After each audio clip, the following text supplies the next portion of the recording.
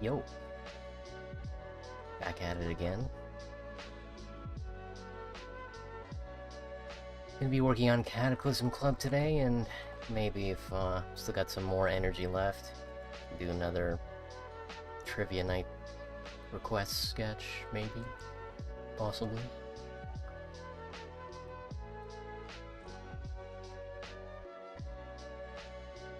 Probably.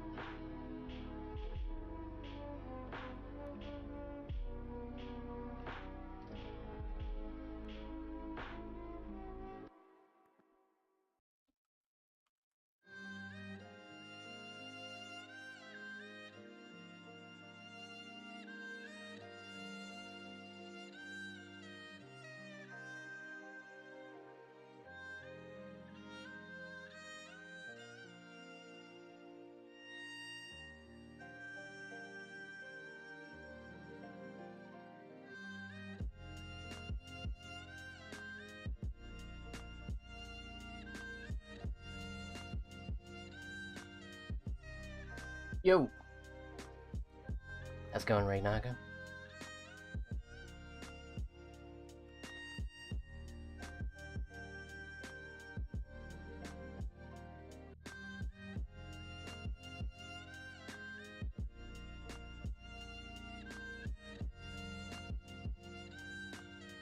What you been up to today? It's not an obligatory like.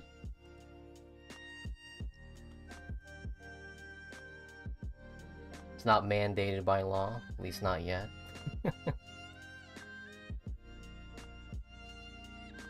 Still, very much appreciated.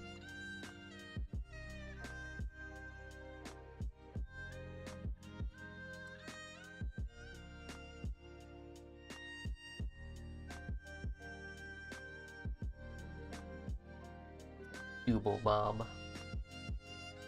How's it going, Subwoofer?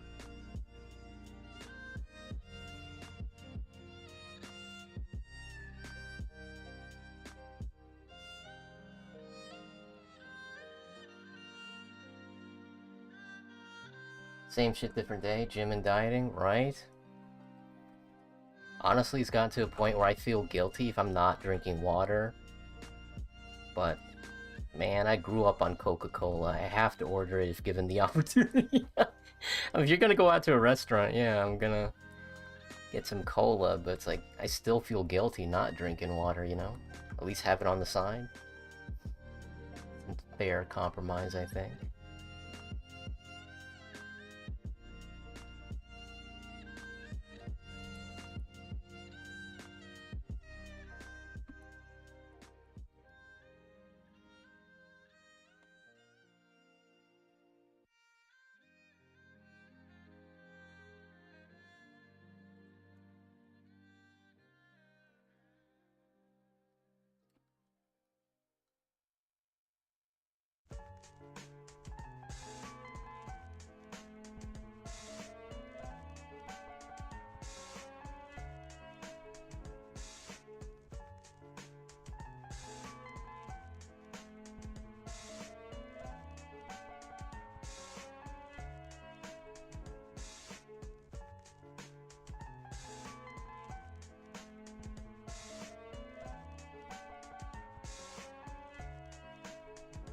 I love Nuka-Cola. I drink it every day. Don't forget to collect the bottle cap after you're done.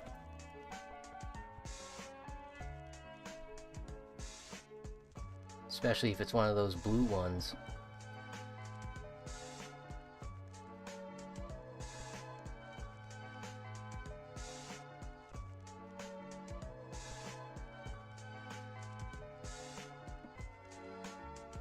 Still need to finish the Fallout show. I just kind of fell off of it because I was busy.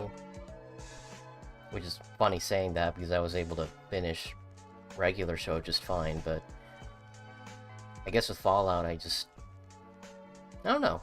I'm always on the fence with the series. Like, I really enjoyed my time with Fallout 3 and New Vegas, but like, it's just one of those games where you just have to like take a break from it because it can get pretty depressing sometimes.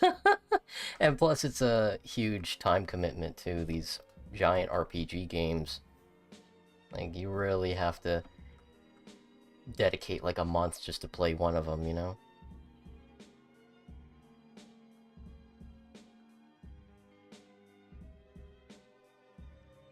Because if you have to stop and start, you're just going to forget what you're supposed to be doing.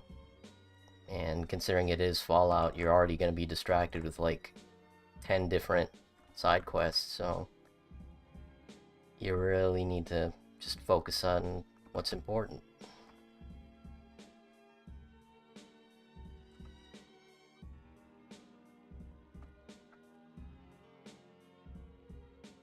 And plus, I guess this is just Fallout in general, but it is kind of annoying that there'd be games that have like some mechanic that's really good and it just doesn't appear anywhere else.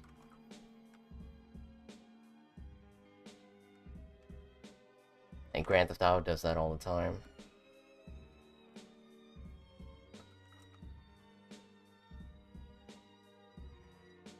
Not really a mechanic, but there's just like some quality of life stuff that's in one game that's just absent in another. Like just how dynamic you can tackle a situation in New Vegas is not a thing in Fallout 4. Like, your dialogue is a lot more limited in 4 compared to the previous games, even Fallout 3, because your character has voice acting, so just feels like you're now being railroaded on what your character can say and do because you have a voice.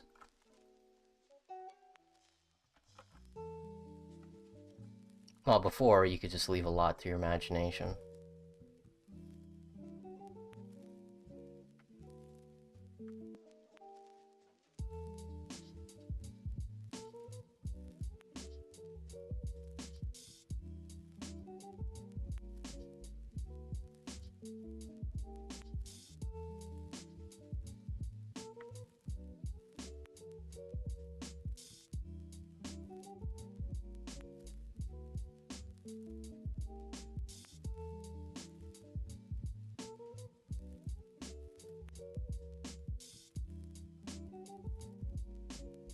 At least Fallout got a good TV show while the Halo fandom sat in a corner. Yeah.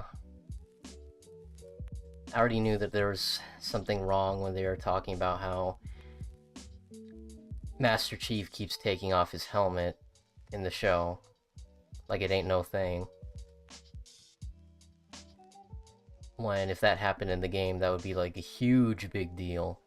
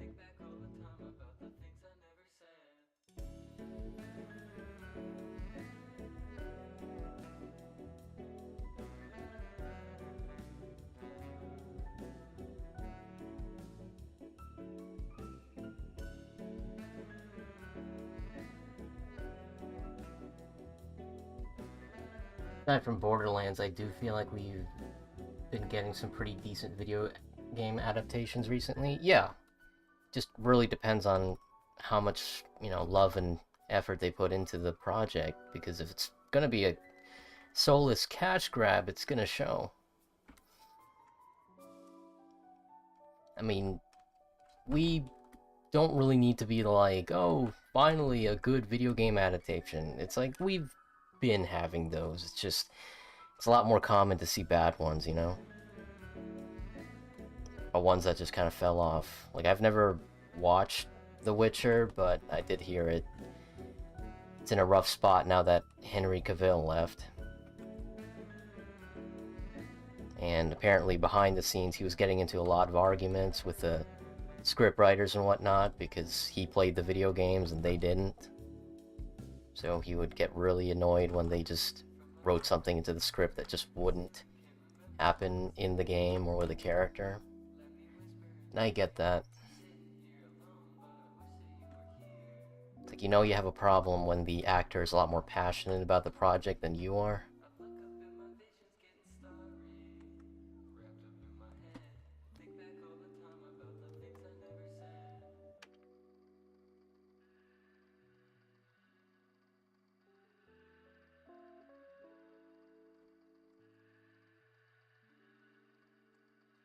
Hopefully that Warhammer 40k show that he's now a part of is going to be good.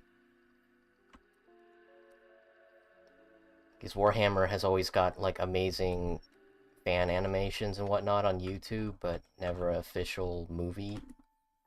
It's bizarre. But then again, it's been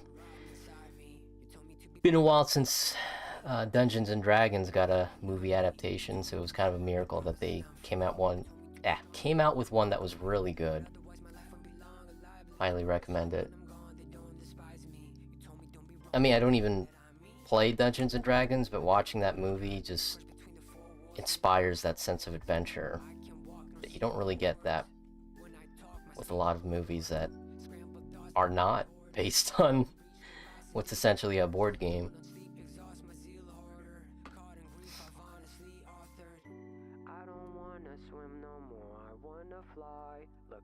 Apparently Helldivers is going to get a movie adaptation, so we'll see how that turns out. It's going to be weird because, Helldivers was inspired by Starship Troopers and Terminator, RoboCop, and, of course, Warhammer. So it's going to be weird getting a movie adaptation of something that was inspired by movies. Hopefully it's good. Because, man, there was a time where I was really feeling nervous about the future of Helldivers, because they just were nerfing everything non-stop. They were treating it like a PvP game. It was driving me up the wall, and I wasn't the only one.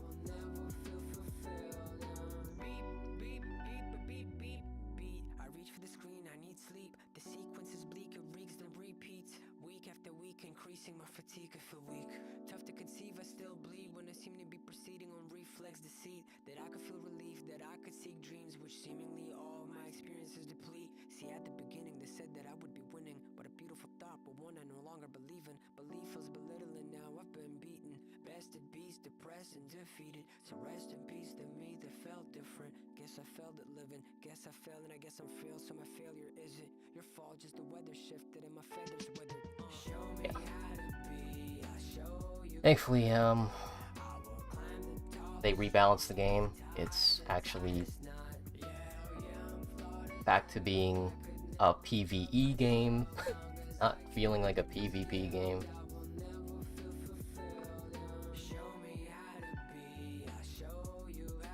And not that it's perfect, obviously. We keep getting gooey stuff happening because of Sony meddling, I'm guessing. I mean, it probably wasn't Arrowhead Studios' idea to release the Killzone stuff in a in the Superstore and not in a War Bond.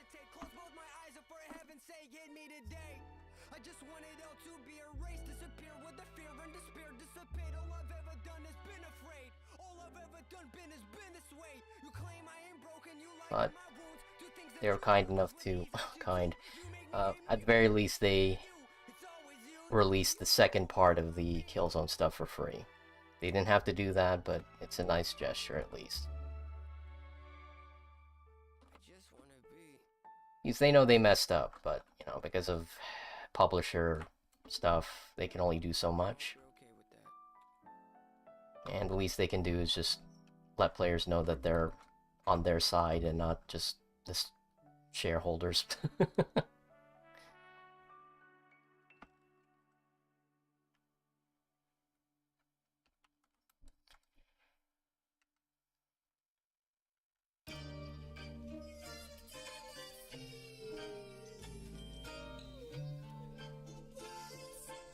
It is wild that Sonic gets 3 movies. That it's just,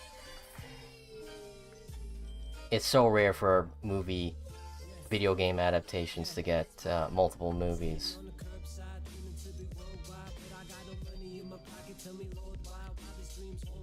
Well, it's rare for that to happen. But good on them. Sonic deserves a W every once in a while.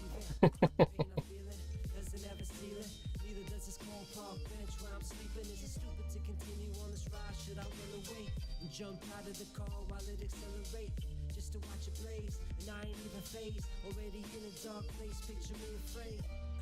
Develop the Cinderella, tag me in the photo, the devil is getting jealous. Picture rock bottom, beneath it is where my cell is. Trapped behind the boss, I'm still trying to send out my message, cause I'm...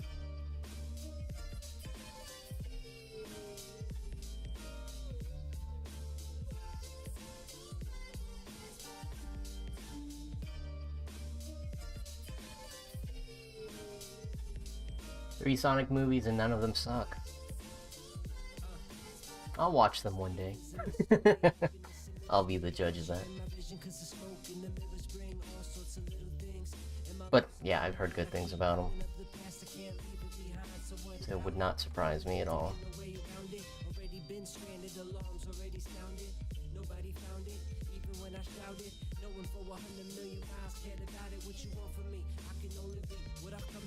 Life is one hell of a ride, act accordingly. Oh, you made it, now you think you fly. Burn one of your wings, kiss your dreams goodbye. The same story, seeing it all played before me. When it's my turn, tell the people pray for me. It's hard for me to feel alive. Walk around with these feelings that I keep inside because I'm...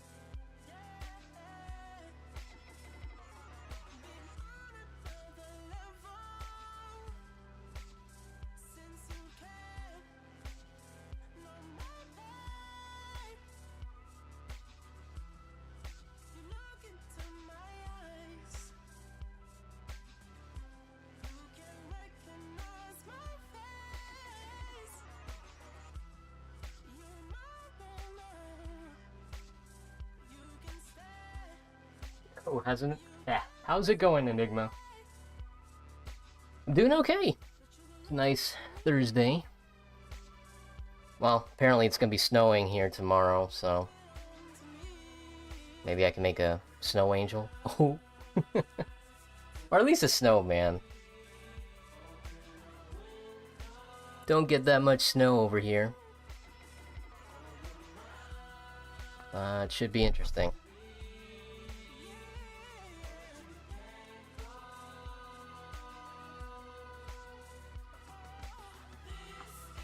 you doing, though?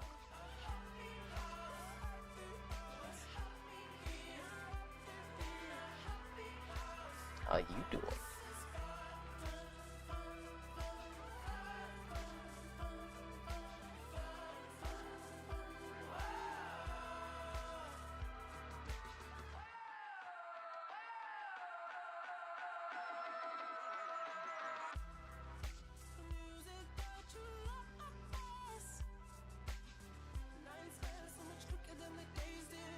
Nice sketch art there, thank you.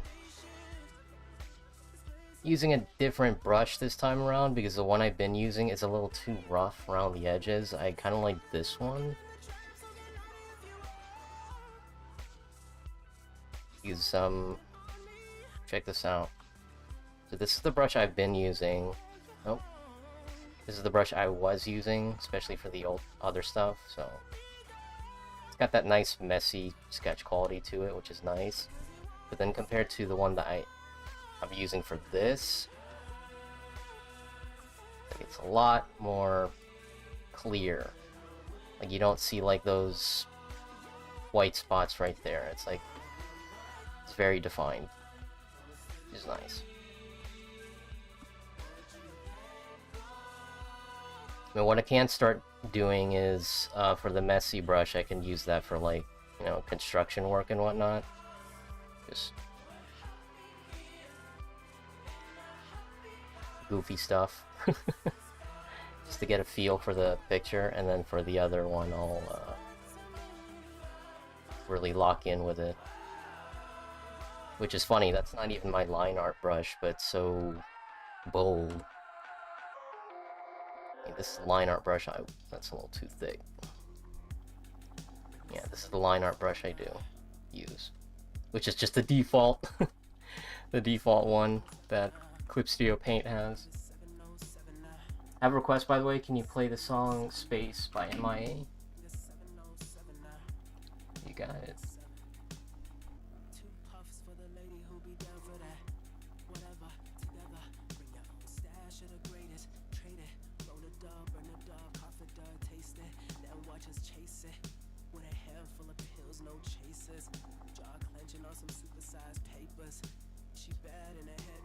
Alright, it's on the queue.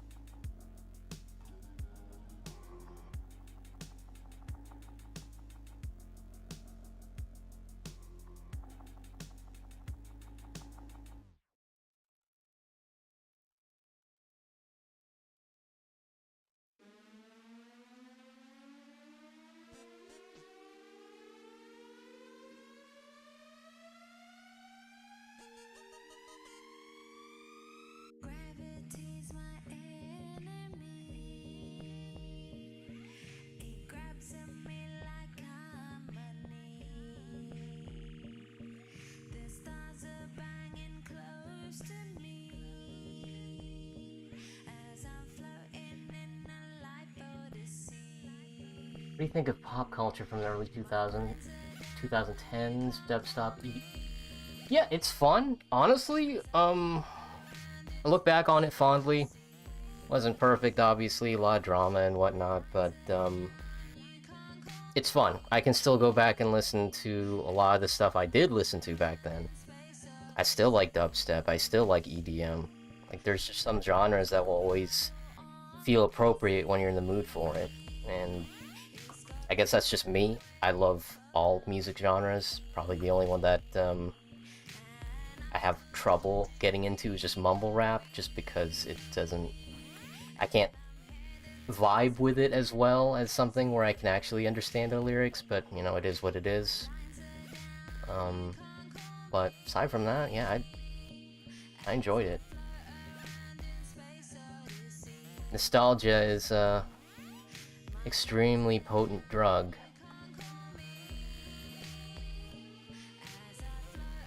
Sometimes you don't know what you had until it's gone. Simpler times too, you know.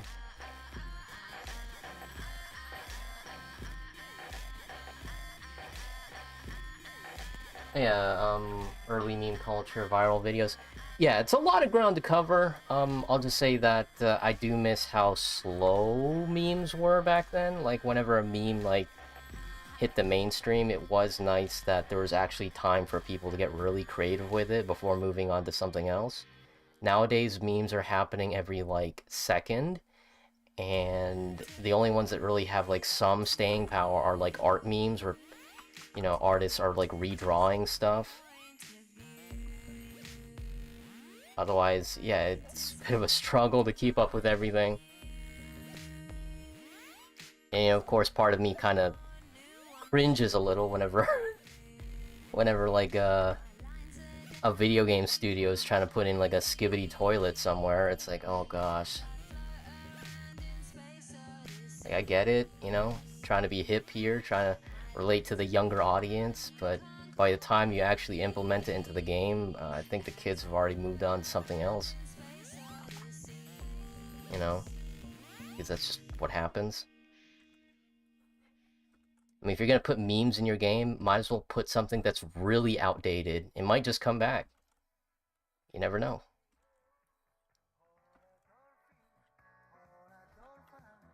But, you know, just let people enjoy things. That's my philosophy when it comes to memes. I may not, like, get anything out of it, but pretty sure plenty other people are enjoying it.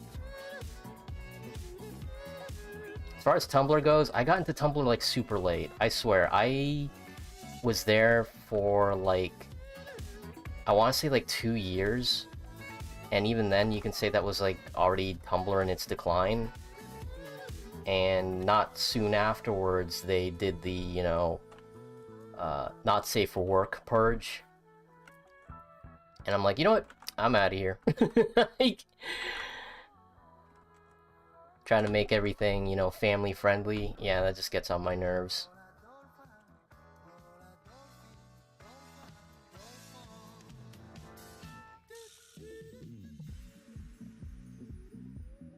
But it was still, the time I did spend on Tumblr was nice for the most part. I genuinely avoided most of the drama. Because I spent most of my time on the internet on YouTube and Newgrounds and, you know, a couple other places, but yeah, so I was already used to trying to avoid stuff that would just make my time at any place like a living hell. You know, you don't shit where you eat, basically.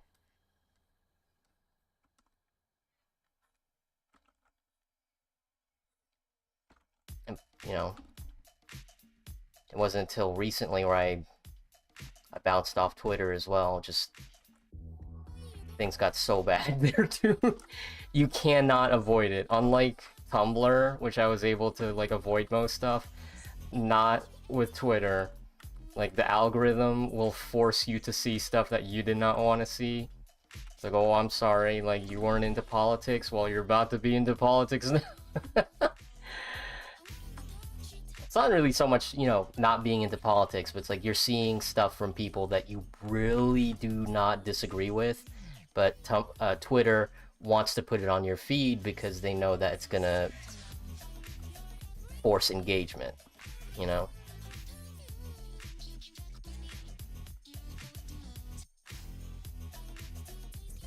Recently became a metalhead, nice.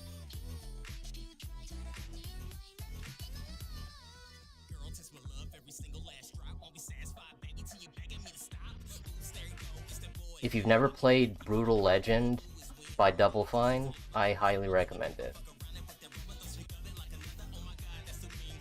And even if you're not like into like real-time strategy games, just look up like a strategy, a walkthrough video, and you'll do just fine. Because I think that was like a lot of people's disappointment with Brutal Legend, is they were not expecting it to be like a real-time strategy game. They thought it was just going to be like a hack and slash adventure game. And that was on... was it EA? It wasn't just Double Fine, it was another studio. I think it was EA, but like the publisher was like, alright, whatever you do, do not say anything about the real-time strategy elements. So, of course, people bought into the game and they were just disappointed that, oh, shoot, I gotta do other things than just hack and slash. Uh-oh. But it's a great game with a fantastic soundtrack.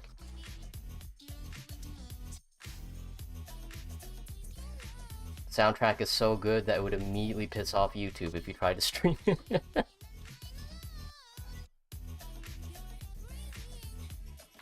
Another thing I do miss about, you know, the early 2000s internet culture is just the way that people behaved on the internet. I mean, there's always going to be assholes and creeps, but back then it just felt a lot more, you know,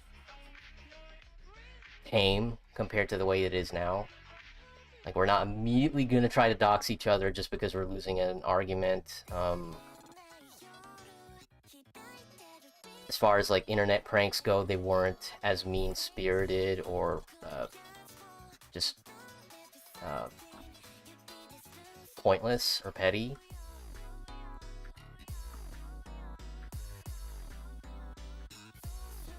Like, there was a time in YouTube history when, like, a lot of the videos that would make bank are those really mean-spirited prank videos. People just going out in parks and stuff and just, like, harassing people. You know. Birthday prank gone wrong, gone sexual. That kind of stuff. But that honestly didn't last as long as you'd think it would. I feel like nowadays we're kind of experiencing, well, we're experiencing a lot. It's just hard to keep track of what's the next big thing. It's easier to track down video games. I mean, we've been in the Battle Royale free-for-all craze for a while now. And for a short period, we were in the hero shooter phase. That didn't last long because making a hero shooter is really difficult compared to like a, you know, free-for-all battle royale game. And for the longest time, and I think we're still experiencing it because it just will not die no matter what happens, is the Call of Duty phase. Like, Call of Duty is just a series that is just not gonna die. It makes too much money. And not that it's a bad thing, but it also means that they can get away with a lot more because they don't have to try as hard as a company who, you know, comes out with a game every other year. Or every 4 years or so. Because Call of Duty comes out every year, it's like you're always gonna have like a steady revenue.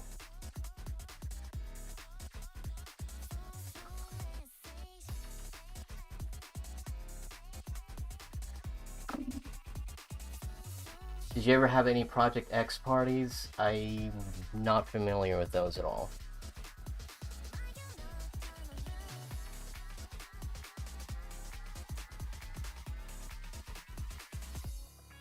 I know the X Games, Tony Hawk and stuff.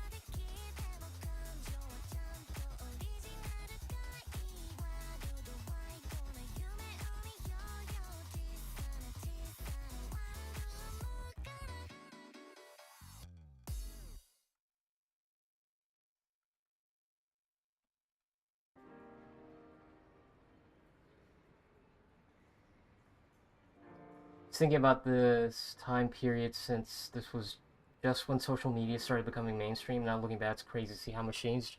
Yeah, 10 years is enough for the whole world to change. And we've experienced that several times already. So,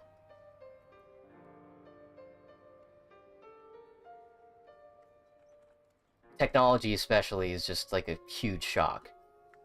You know, back then only rich people had like iPhones and stuff, but now that's pretty much ubiquitous with phones in general. Like you think of a smartphone and your brain immediately thinks of like an iPhone or an Android.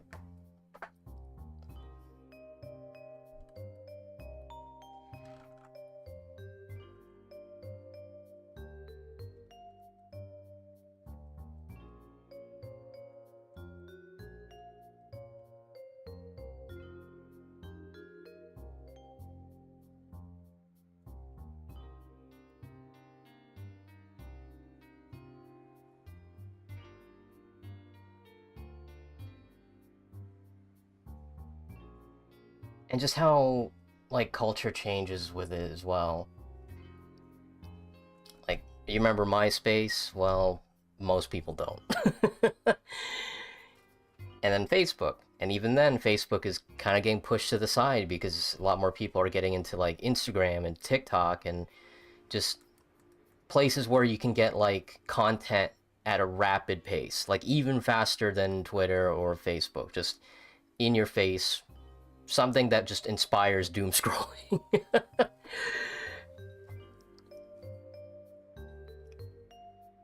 Because even Twitter, like, they removed the, what was it, the 147 word limit? Whatever word limit, or character limit, not word, but character limit.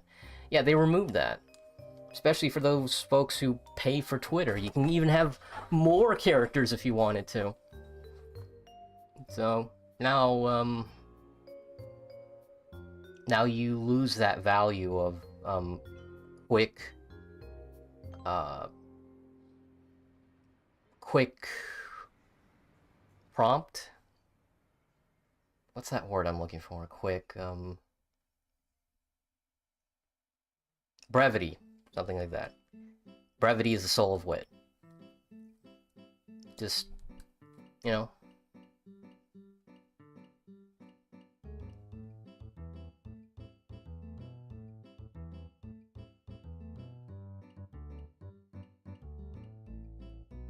I wasn't old enough to experience the O double aught internet, but I can imagine it was more fun than now.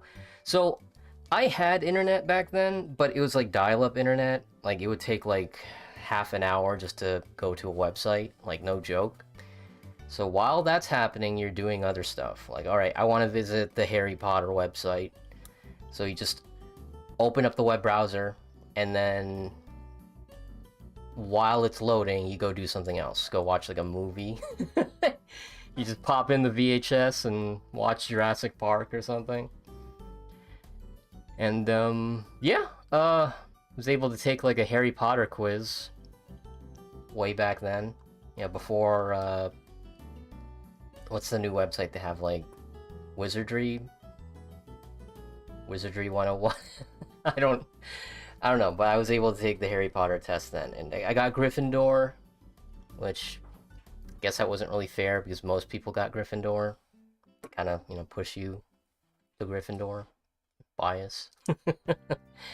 But I did take the test again like a few years ago, and I got Slytherin that time, so that was pretty funny. But it was a huge shock to me when I did discover YouTube, because I didn't know you can just do that. Like, you can upload a video for people to watch all over the world. That was crazy to me at the time.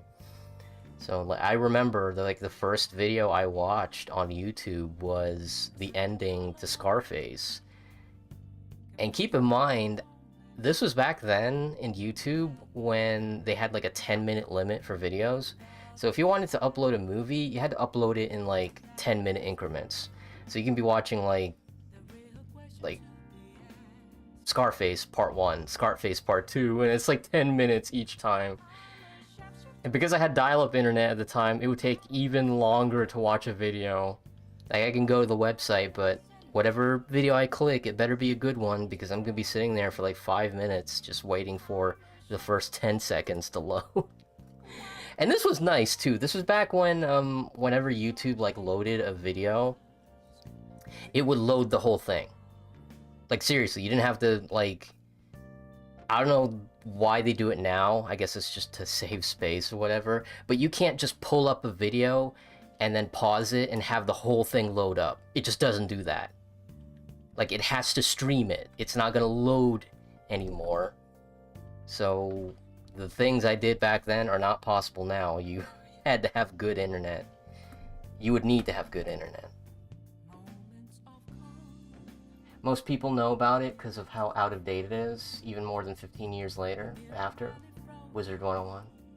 It's a peculiar first video. Yeah, it is. I mean, I was just curious, like, alright, what do I look up? So you want to watch any video? I'm like, alright, let me put in Scarface. It's like my grandpa's favorite movie. I'm like, oh man, they actually have it on YouTube. I mean, I think it was like a couple years later I was able to get some broadband internet, so much faster than dial-up. It's like outrageous, and I'm pretty sure we were able to use the phone while somebody was on the computer as well, so that was nice. But yeah, I miss those days. I really do. And again, it's just nostalgia talking, of course, obviously, but simpler times. The stresses we have were not as horrific. I guess that's just what happens when you get older. Things just become heavier to deal with. And it doesn't really help because of how fast everything is. Like, we experience like a national, international tragedy every day. Like, there is no break. Back then we had like the Challenger exploding and 9/11, and we had like time to like grieve over tragedy that happens like that. But now that's like every day, and you just become desensitized to it. And just because of the way that the media works, they want to keep spinning that yarn. Like, for example, the fires happening in California right now, the Palisades, yeah, like, they're talking about all this doom and gloom, and they're not really offering any kind of solution or solace. They're just causing panic, because that's what gets people to click. That's what makes people want to keep watching, is the fear-mongering.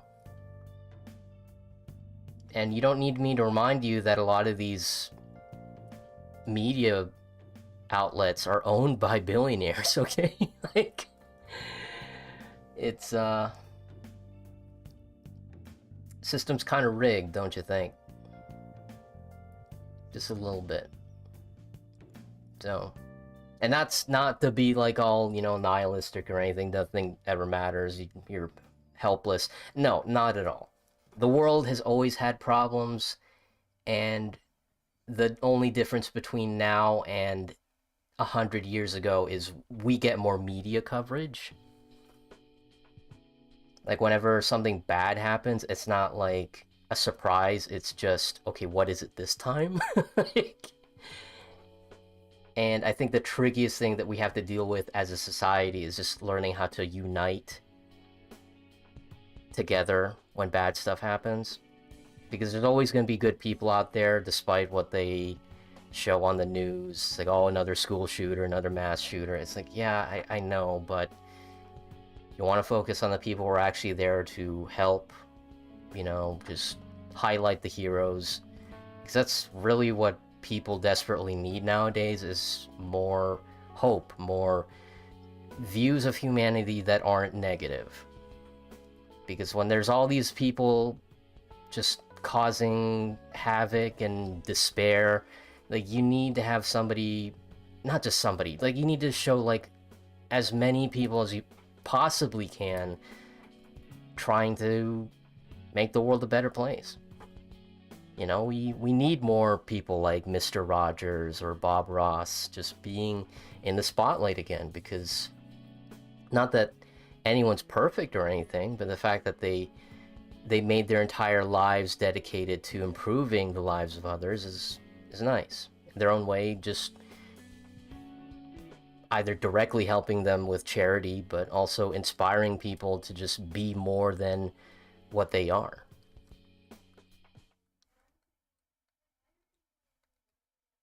I cannot for the life of me remember my first ever video I watched on YouTube. I vividly remember the Sonic X Waffles AMV.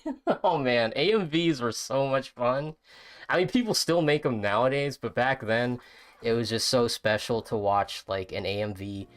And it doesn't even have to be like an anime or a show you've seen, but just like, wow, somebody took the time to like record all this footage, probably with a crappy video card or just a VHS recorder. They found a way to record it, put it on their computer, and then put it in like Windows Movie Maker, and then make like a music video out of it. A music video. You know how pissed off YouTube gets when you use copyrighted music. So the fact that they were able to do it so like frequently back then, yeah, miss those days. I mean, I was able to do it. I didn't make an AMV, but I made it like, you know, a Windows Movie Maker animation with a Bon Jovi song. Like, I don't think I can do that now. Unless I get, you know, the rights for that. And that's like a whole thing.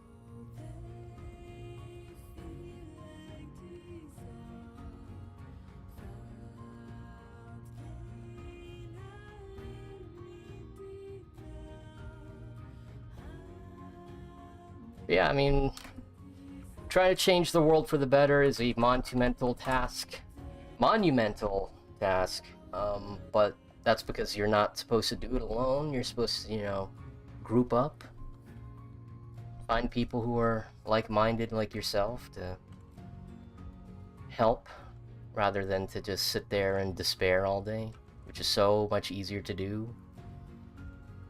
Like, there's that TED Talk video that is literally titled How to Be Happy, and the whole speech, the whole spiel was just about like focusing on charity, on helping other people, because when you're helping other people, you feel a lot better about life in general. Like, things don't feel as hopeless because you realize that as you're helping people, there are other people just like you who are doing the same thing. Like, you shouldn't just do charity work because, well, you know, of course you're supposed to. No, you're supposed to do charity work because it's something that,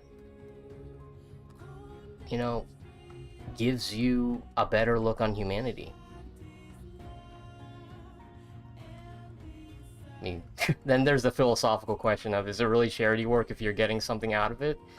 Well, I mean, I think that's just kind of life in general. Like, there's always going to be something that you'll gain or lose by doing something.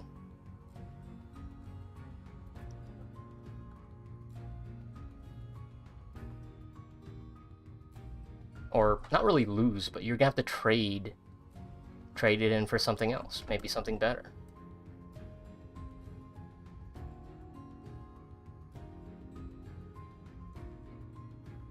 Like, if you're gonna run on the treadmill, you're trading time for muscle. And you're gonna look good doing it.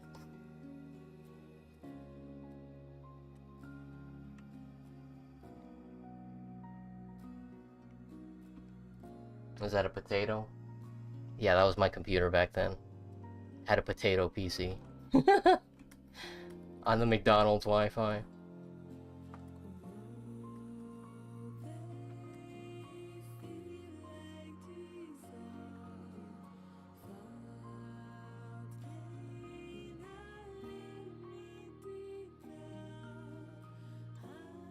Speaking of the old internet, you think we will ever see a return of forums or message boards? So, I don't go on Reddit, other than, like, if it pops up on Google, if I'm, like, searching a question and Reddit is, like, the first result, sure. But I feel like that kind of replaced forums, because people want to, like, go to a specific type of subreddit to just look up a topic. And not just, like, what do you call it? It's like, having a closed gate community compared to, like, a public park, right? A public park, you can run into anybody, but a closed gate community is most likely people who are, you know, like-minded individuals. Mature gamers such as myself.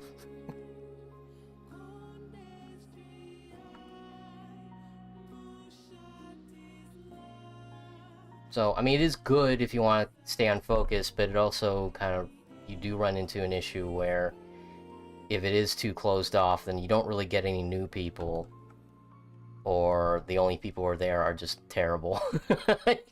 Like, oh no, this is the only subreddit for this topic that you like, and everybody here is just so mean. It's like, it's a double-edged sword. You know, back then, forums, yeah, you can have like a Grand Theft Auto 4 forum, and anybody can just walk in there. There wasn't a karma system or anything, so you can just go wild. But, who knows? Crazier stuff have happened, and, people are going back to older stuff because there's always an appeal for it. Like books, you know, books are getting a resurgence because there's no better feeling than actually physically turning pages when you read. And of course, the smell of books is nice. Physical media in general, too.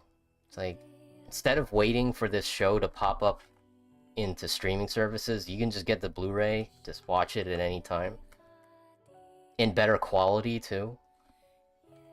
It's funny, like, regular show had multiple episodes dedicated to, like, format wars, and they just kept showing off how streaming is gonna kill everything. So they were kind of way ahead of the time, those episodes. It's a pretty vicious cycle. Sometimes people can't help others without a little help themselves. So yeah. Yeah. Because that's just how it works. Just, you put good in the world and good will always come back to you. Call it karma, call it economics, but yeah. The more you do for others, the more you do for yourself, you know? It's funny how that works, but that's just how life is. You can look at it with a biblical mindset, with Adam and Eve, and just can't do it alone. You need somebody else. You need a partner. Partners. We're all in this together. Like, this is High School Musical. And also, you can look at it from a scientific standpoint. There's no way a single organization... I'm fumbling. There's no way a single organism can evolve without competition or cooperation. Maybe a little bit of both. Literally impossible. you need to have somebody else there to push you, to guide you, to just be all you can be. You can be whatever you want to be, just don't be an asshole. That's all I can say.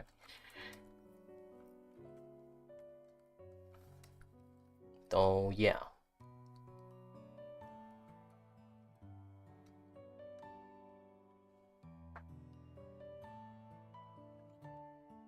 Just found out my late grandfather was a writer. Nice. He bought a lot of his books at the funeral. Wow.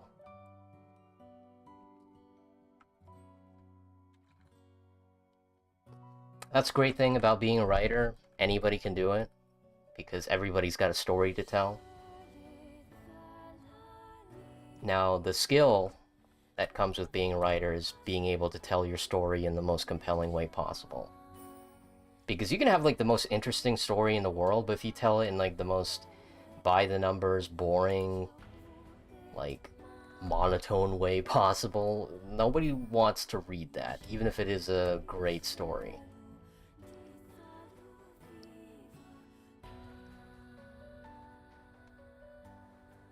So it speaks volumes that your grandfather was able to still get a following. Because there is a bit of intimidation there, because there's just so much content out in the world. It's hard to keep track of, you know, what's the next big thing. But if there's one thing that's always been the truth regarding creativity, is people will always gravitate towards those who actually love what they're doing. And you don't even have to be good at it either. You can just have like an amazing attitude behind it and just be diligent, and people will follow. Case in point,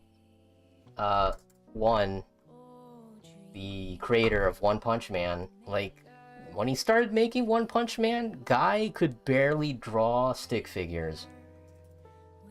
But because he had the determination and the will and the creativity to get his idea to take shape, like, people gravitated towards that.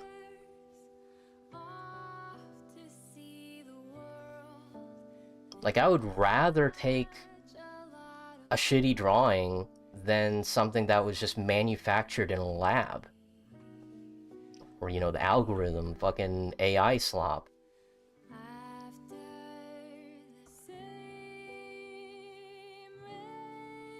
Because one was made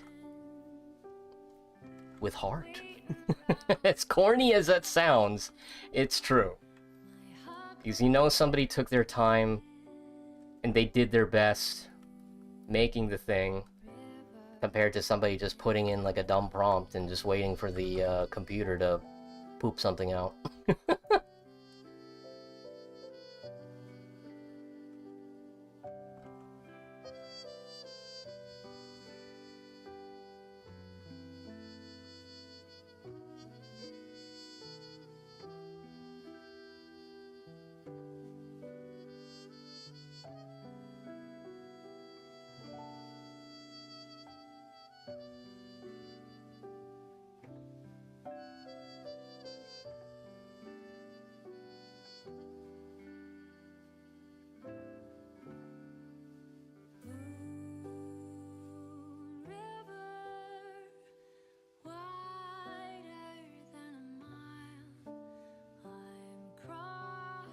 Sad that everyone in my dad's family hates each other so much that they had schedules for when to arrive and leave for the funeral. Yeah, no family's perfect, unfortunately. I mean, it's very common for one side of the family to just have their own share of problems, and the problems are bad enough that they start spilling over to every other side of the family.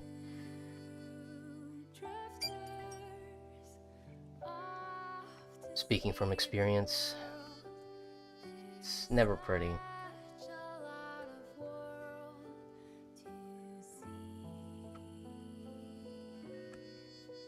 In a perfect world, we can just talk things out, but some family feuds are a lot deeper than others. But I get it. I get the sentiment. It just sucks when that happens.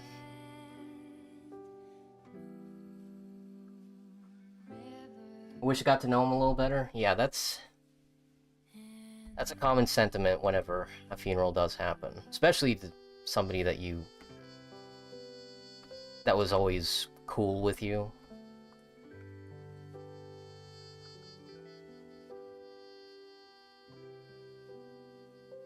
Because that's like everybody's biggest fear, is just not being able to spend enough time with somebody before they're gone. You know, all the stories they could have told, and yeah.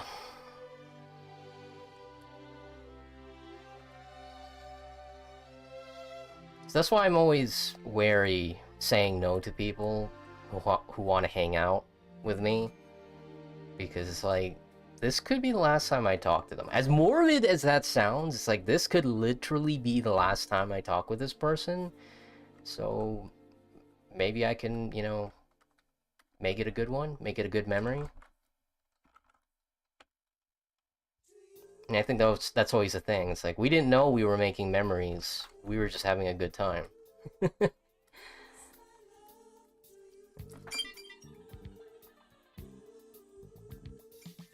Generative AI has brought nothing positive since inception. And here's the funny thing. It was always going to end up that way. It's just because of the way that the search engines and algorithms work. Is like, all right, what if we make like a program that can just take all this information and just compile it like faster and just all sorts of goofy shit.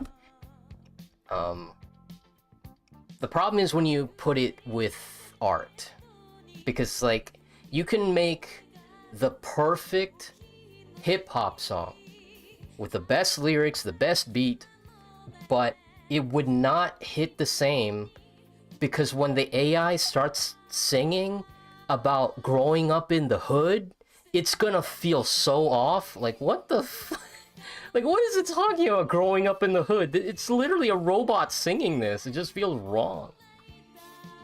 In comparison, you have like Hatsune Miku, who is not AI, but a instrument. Like, if you're gonna make a song using the Vocaloid program with Hatsune Miku or Kagami Rin or Len, you have to manually set every single note to their voice. No AI involved. You literally use them like an instrument, like a piano. So when Miku is singing about growing up in the hood, that's hilarious, but the song still hits because the person who made the lyrics, who made the song, is the one who actually did everything. Miku is just the singer, the instrument. The real life, the real personality, it still connects with the creator of the song. So, yeah. And plus, the AI is there to answer a question. It is not there to create or interpret something. So that's why a lot of people are like fumbling around the prompts and stuff, because remember, the AI wants to answer a question. It's pulling all this information from all these different sources, a lot of which are illegal, by the way, like stolen artwork, stolen like data. Like, they're getting into so much trouble because so much of their data is being pulled from you know, journalists. And it's like, these journalists did not give permission to have their work being used for, you know, AI learning and whatnot. And it's like, yeah, this is a copyright nightmare. like you thought YouTube was losing their minds with copyrighted stuff on their platform. Oh my gosh, this AI is just gonna drive the whole copyright system into a frenzy.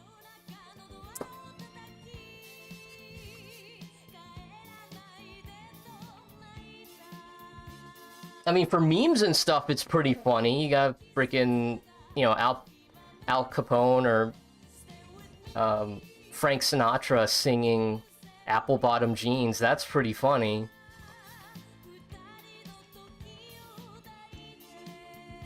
But it's not as impressive as somebody who can actually sing, like Frank Sinatra singing Apple Bottom Jeans. You use the AI for the speed and the result.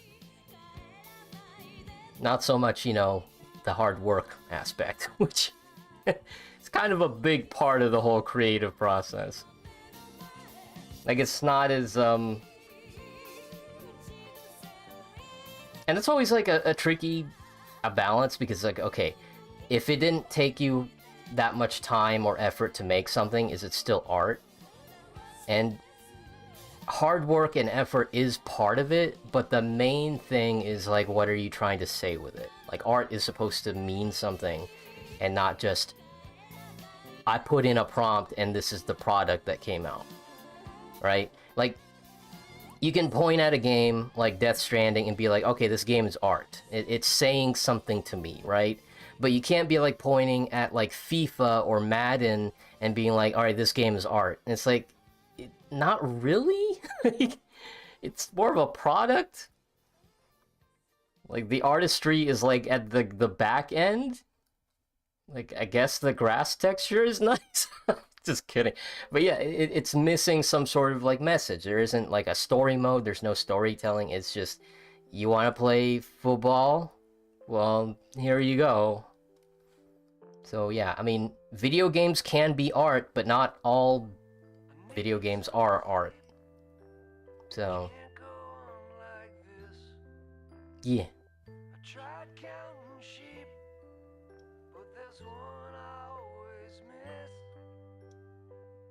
Feel for you, that's an incredible weight and sorrow to experience, yeah. It's never easy to go to a funeral. But we do it for closure, if nothing else, because, you know, whatever thoughts you just held on to, sometimes you just want to put it out there before they close that chapter on their story, basically.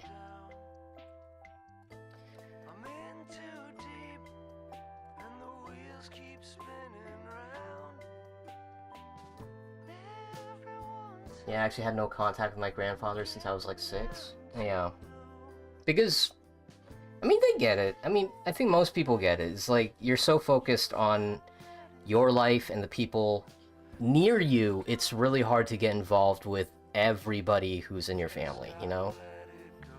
Like, we always get, like, surprise stories of, oh, you know, you have, like, a cousin over here, or, you know, an aunt in this country. It's like, I didn't know. Well, of course not, because it never popped up in conversation.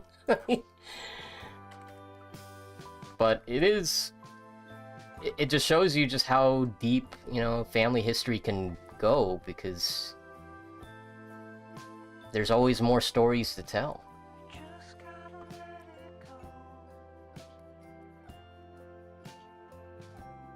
And, you know, assuming the person is, you know, a good person, it'd be nice to just have somebody there to ask for guidance, or just a shoulder to cry on sometimes. Because they've been through it. Especially, like, people of the older generation. They went through some shit, too. It's not just you. Like, you think life was hard? Oh my gosh.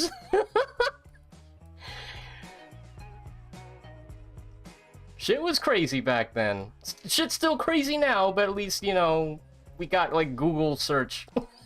Back then, if a drought or the depression was happening, you don't have Google search to find out what am I supposed to do?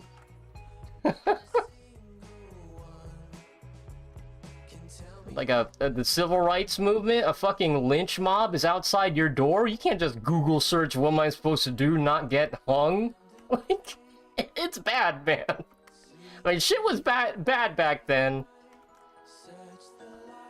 And we're just hoping, fingers crossed, it doesn't come back to that. Gosh damn.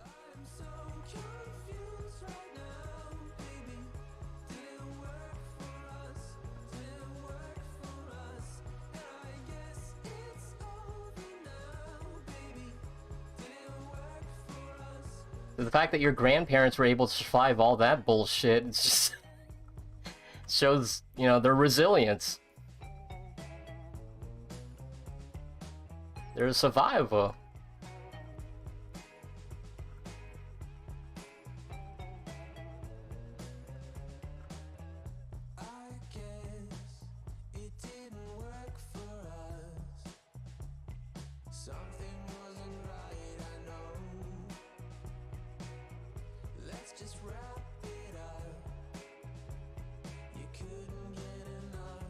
Stepbrother passed away a few months ago. He was a great kid and probably a better man. My condolences, Chief.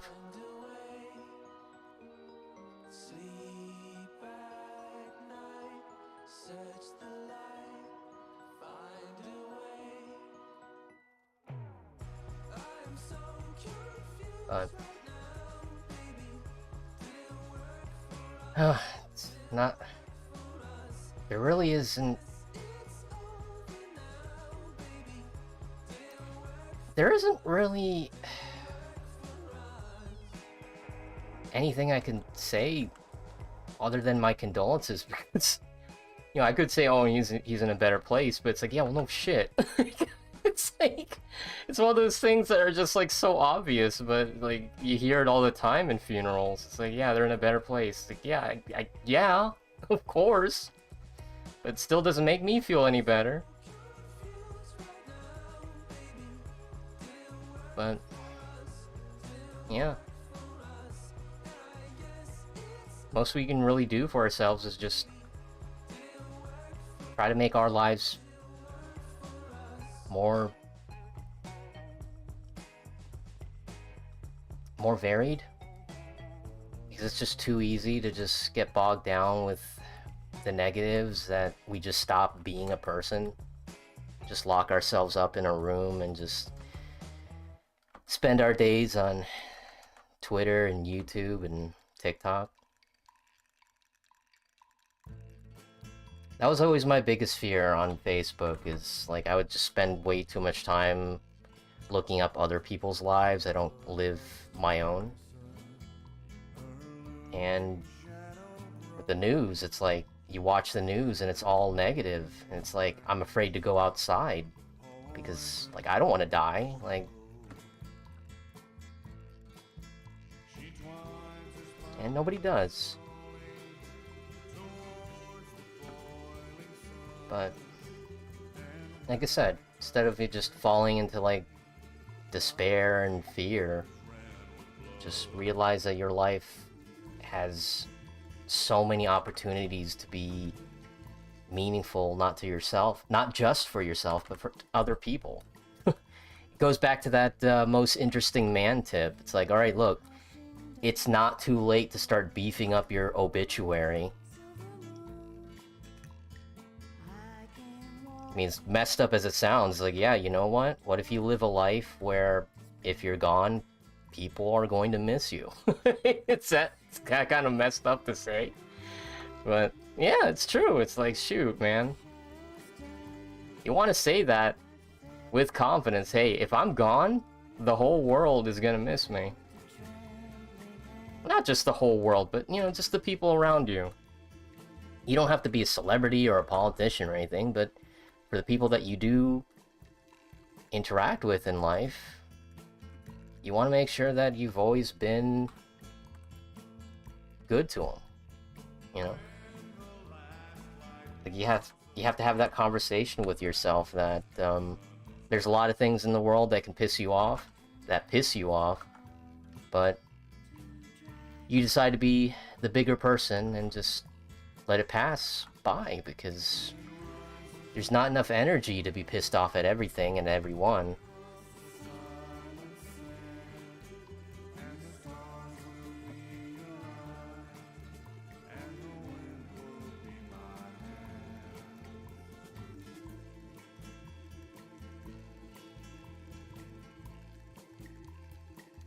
Been listening to a lot of Ruby AI songs. I've only seen the first season of Ruby, and it was pretty fun. I love the choreography, but yeah, it was sad to hear about what happened with the original creator. Seemed like a cool guy.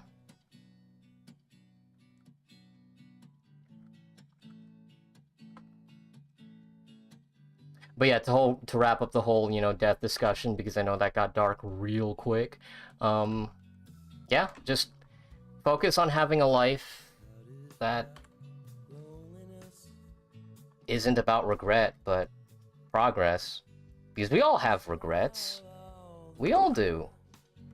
It's just that we have to find a way to make it more productive. Not something that holds us back, but pushes us up. You know? The broken relationships we have will teach us to form better ones.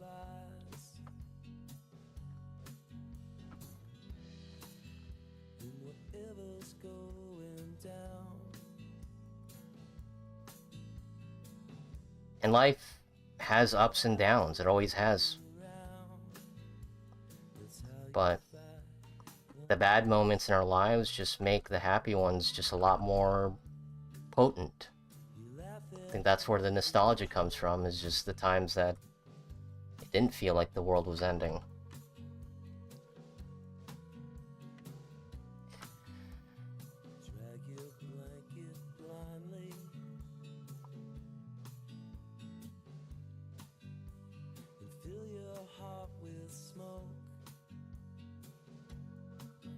Some of the later FIFA games do have story modes. I know that because I watched my dad play a few of them. Heard the song I Need Some Sleep back in 2011, bring back some memories of old friends. I think that was from Shrek, the second one, I think. Could be wrong though, it's been a while. But I heard that song from Shrek and I'm like, this song's amazing. I'm putting it on the playlist. And you know, Shrek has always had amazing soundtracks, so I shouldn't be surprised. Yeah, life back then could not have been easy. My dad actually ran away from home at age 17, lived alone for a few years, and then got leukemia. Man, he had it rough. I don't think every person lived through those historical, hard, interesting times. Every soldier tells a story about World War II, but nobody talks about being the bread or soup delivery man or baker. True, that's true.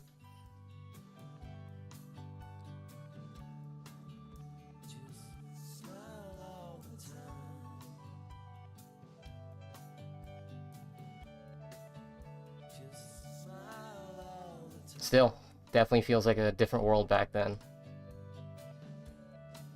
Like, there was a time where families would have, like, 15 kids and, like, 9 of them would die through, like, the most ridiculous means, like lead poisoning or just freak accident on the farm. And because it would just happen so often, like, these families would just kind of shrug their shoulders, be like, yeah, that's life. Like, you look at the pictures of people back then, and they are, like, a different breed. Because they go through, like, horrific things back then, and they just have to shrug their shoulders and be like, well, that's life.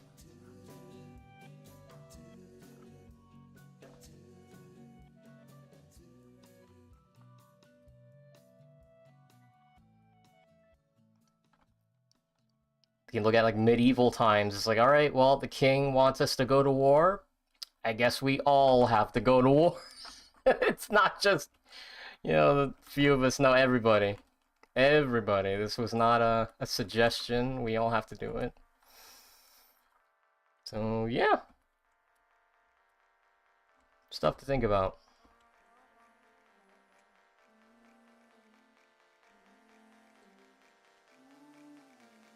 You know, there's things to learn from today and from the past so that we can improve things in the future, hopefully, probably. Hopefully.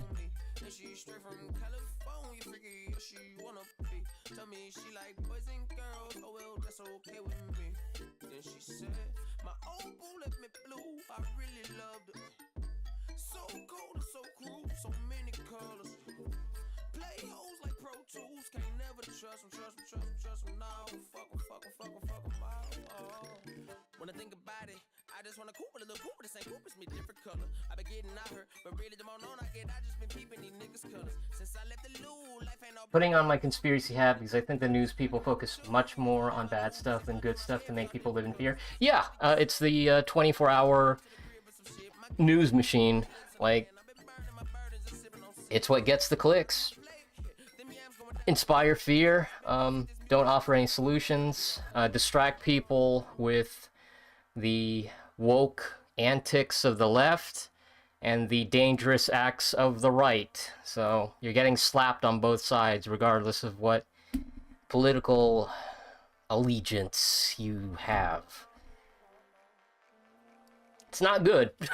it's terrible, actually. So yeah, and like I said before, the news outlets are owned by the billionaires, so yeah, it's gonna be very exploitive. Yeah. If anything, just focus more on independent, individual journalists and not these giant news outlets, because they are always going to show you stuff that is not in your best interest. They're just going to inspire paranoia because they want your eyeballs and nothing else.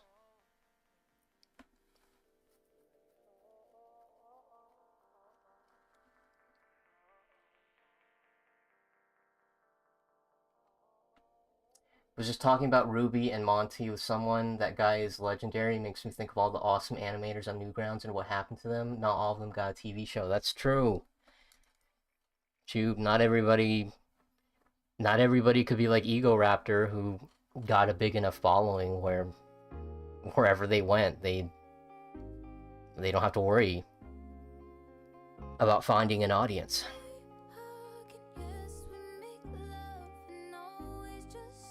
Son of a bitch, it is from Shrek. Well, you know, it's not a bad thing.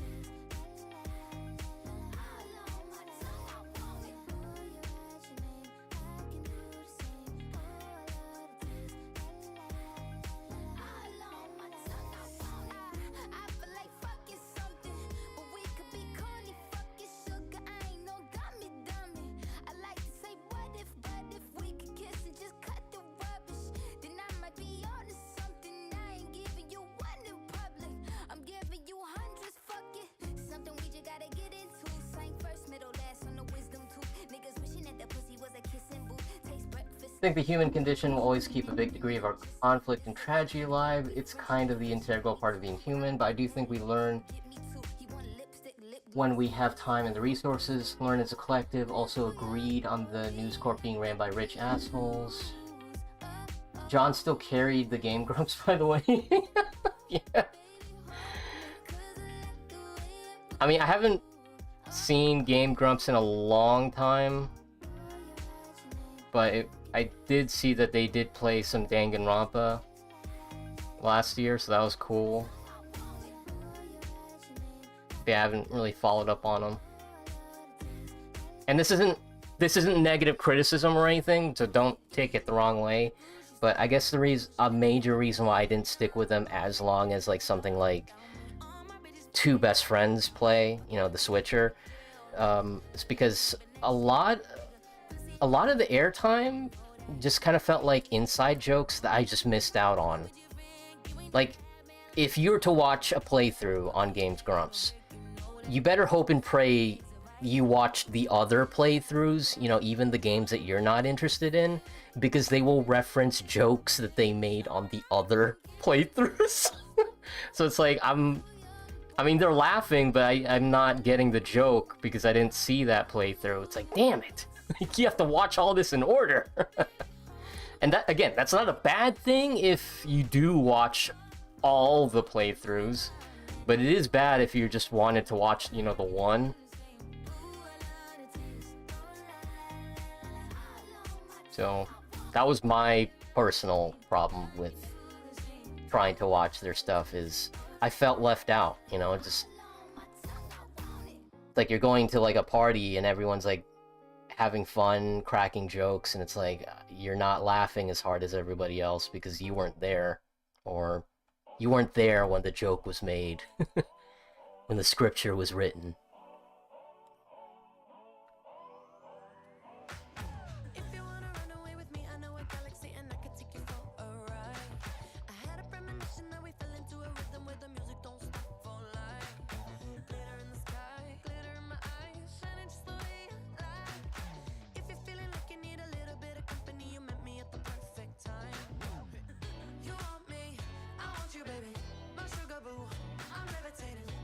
But still, positive thing about Game Grumps is that they all are having fun with whatever they're playing, even if it's a bad game. So you're always going to find some entertainment there.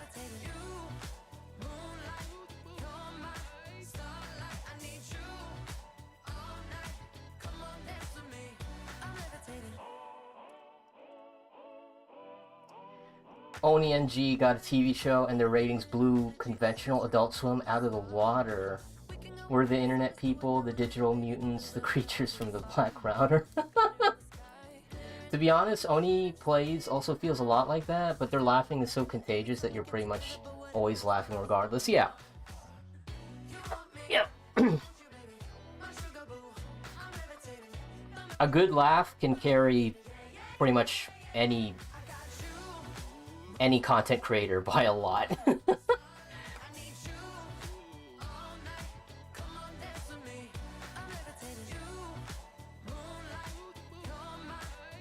Like Rich Evans from Red Letter Media, his laugh is super contagious.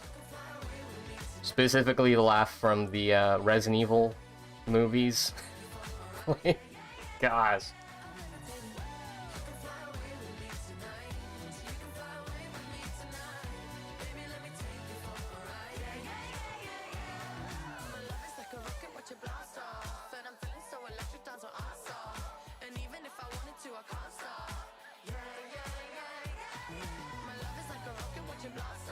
I haven't watched Eco-Raptor in a hot minute, but I agree. Do you remember the episode where Ash caught a Pumboom? Dude, I know.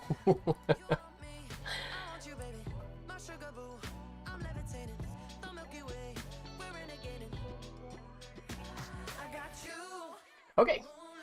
Liking the way things are turning out for Cataclysm Club, I can go ahead and do a Trivia Night sketch.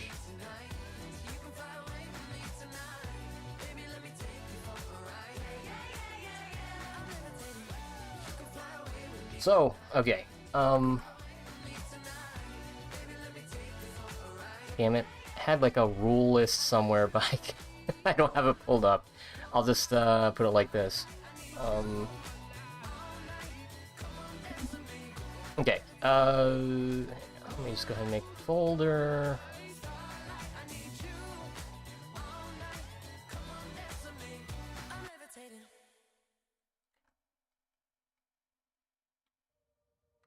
Okay. Alright, so the way this works, Trivia Night sketches, I will ask one question in the chat, because I know there's going to be like a stream delay, so you really don't want to wait for me to say it verbally. I'll ask one question in chat, and the first person to correctly answer the question will get a free sketch from me. Couple of rules, of course. Number one character only. So don't be, you know, asking me to draw like the Sailor Moon Squad or anything. It's like, no, you gotta pick one. Pick your favorite sailor right now. Two, fictional characters only. So don't be asking me to like draw Robert Downey Jr. Dabbing or anything. I won't do that. It's just There's too many questions that are going to be asked if I'm going to be drawing real people. So please, fictional characters only. 3, don't request anything that will piss off YouTube. You know, they want everything to be family friendly, so nothing too vulgar, violent, or lewd. Just, it's YouTube. All right, I can't be drawing that on stream.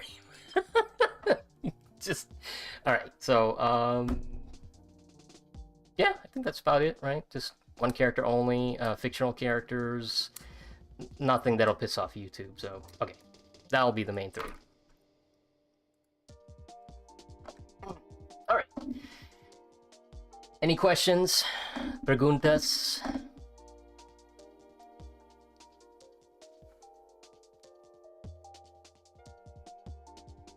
All right. Keep your eyes on the chat, and I'll ask the question. And these are questions that you can just Google search, so don't feel bad if you're not familiar with the question. Just use your powers of deduction to answer it. All right. Here comes the question.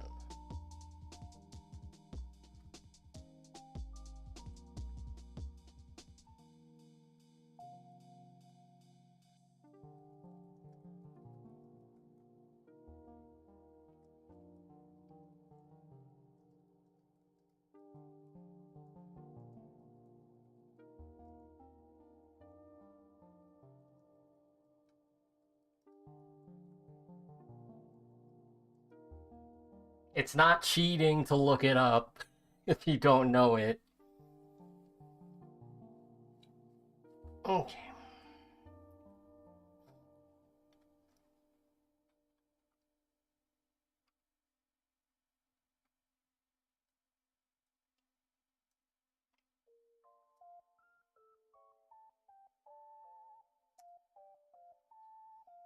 Okay, in Dragon Ball FighterZ, what is the name of Android 21's grounded level 3 super?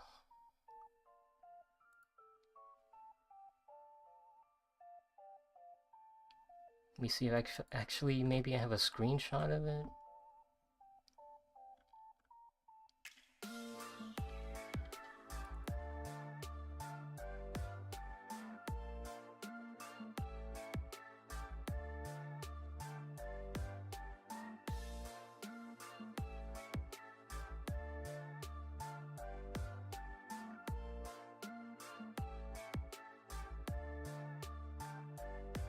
Traveling lights, how it usually goes. Mind open wide with a heart open closed. Start at the bottom, but time only knows. Unravel the tale of the world that I chose. Seek an answer in an infinite skyline. A promising reef. Yep, Sweet Tooth. Andre's got it. It's me, myself, and I again. I don't complain about it. I just don't have the time. Half the time, wondering whether the weather will give me some sunshine. Reaching outward for a lifeline that I won't find in this lifetime. Descend into dystopia created in my mind. Cause it's not fine and it hasn't been for a while now. It feels like a struggle to smile now. Like, is anything really worthwhile? How can it be? Trial and error. All right, Andreas, let me know what y'all need to doodle.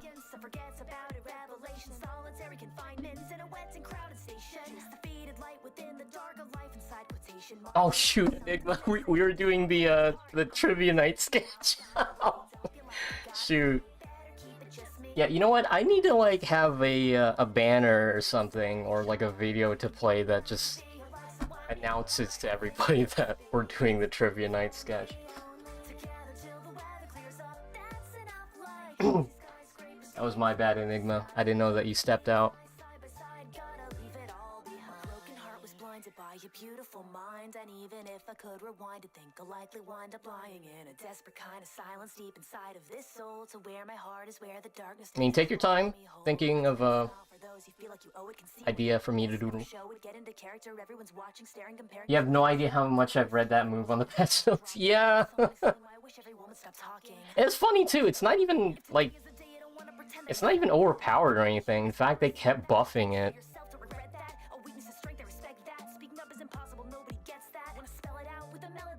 Telling myself it'll turn into something burning inside as I'm learning this life is eternally searching for anyone else who can say that they felt that. My sense of myself is me held back. Continue chasing that reflection of my innermost. You got a character?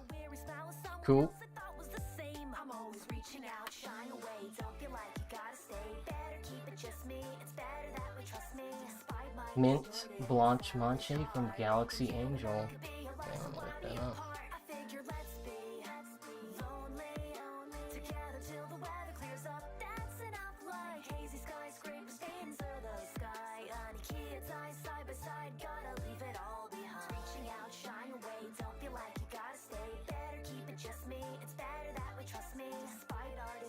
Oh, she's cute.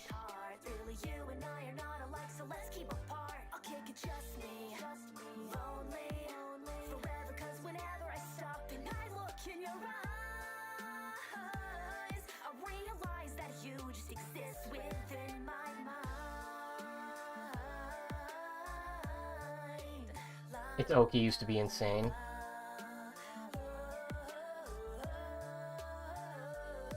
I'm just a hazy skyscraper fade into the sky.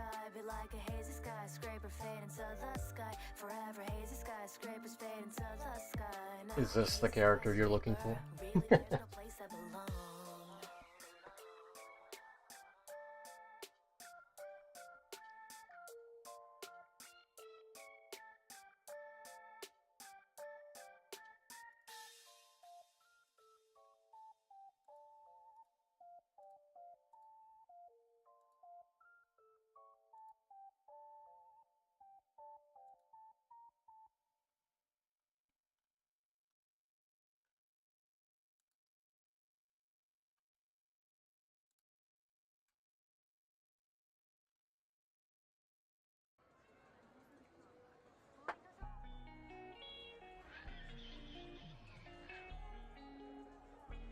Yep, that's her. Okay. Do you want me to draw her, like, doing something? Like, drinking coffee or dabbing?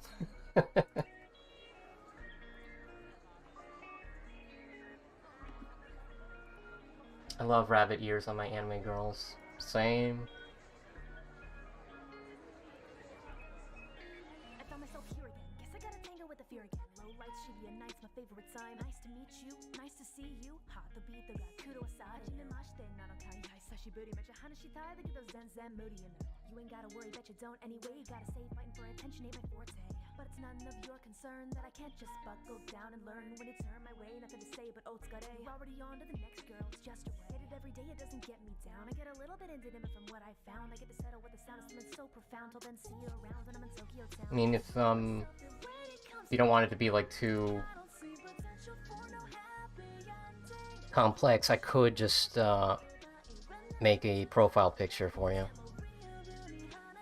If you choose the profile picture option, I'll add some color too.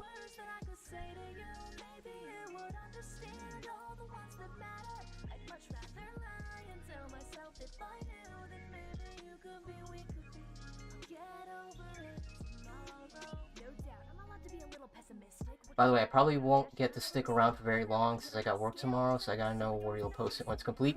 I'll be posting it on my Blue Sky and my Newgrounds. You'll see my social spots on the top right of the screen. And of course, I'll be putting it on the YouTube community post as well. So 3 spots. Newgrounds, Blue Sky, and the YouTube community blog roll feed. Profile picture? Okay. Let's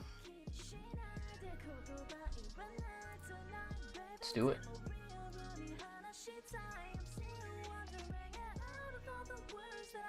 Use it on my Discord or Twitter. Nice.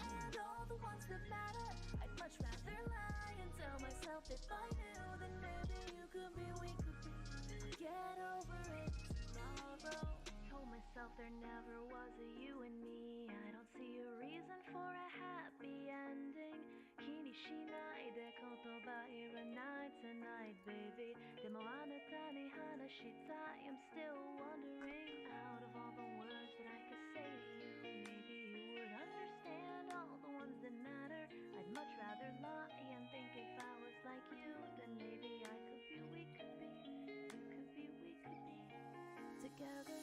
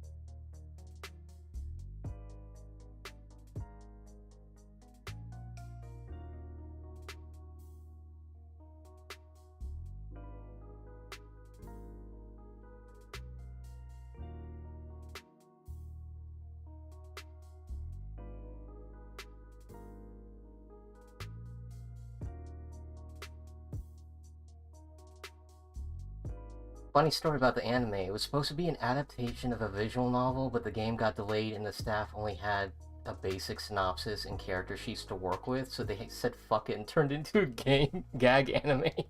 That's funny.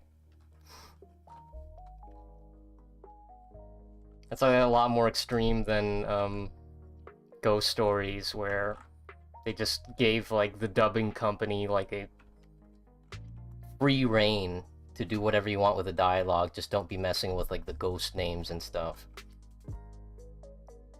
But in this case, like, they didn't even have that, so they just had to make up everything. That's funny.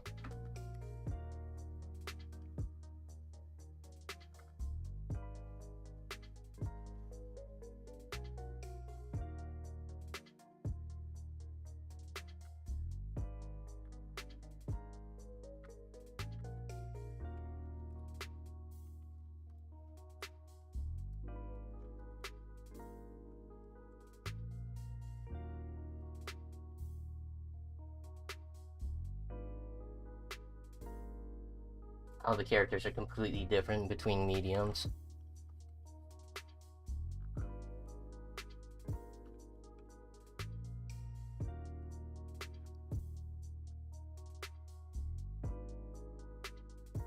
Like, this girl Mint is actually a cartoonishly evil sociopath in the anime.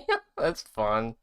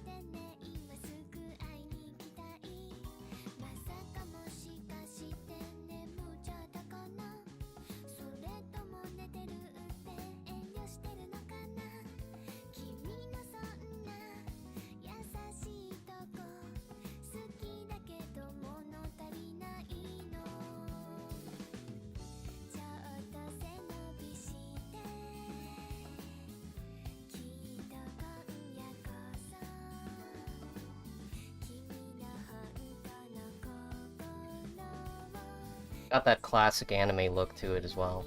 Well, that doesn't really narrow it down, but kind of reminds me of Excel Saga, if you remember that show.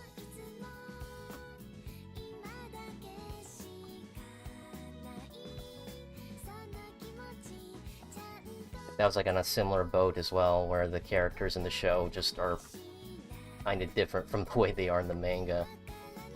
Maybe it was a light novel?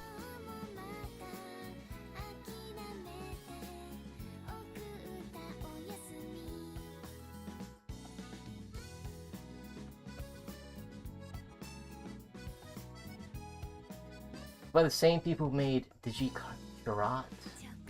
I'm not familiar with it. But you are familiar with Excel Saga? Yep, that show was out of its mind, but it was fun.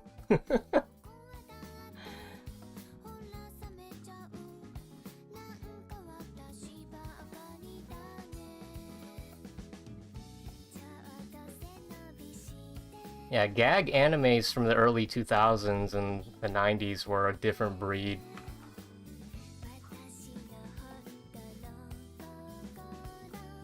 Like, you'd have shows like Bobobo, Bobobo, and Haru and Goo. And of course, the gold standard, Auntie in Stocking with Garter Belt.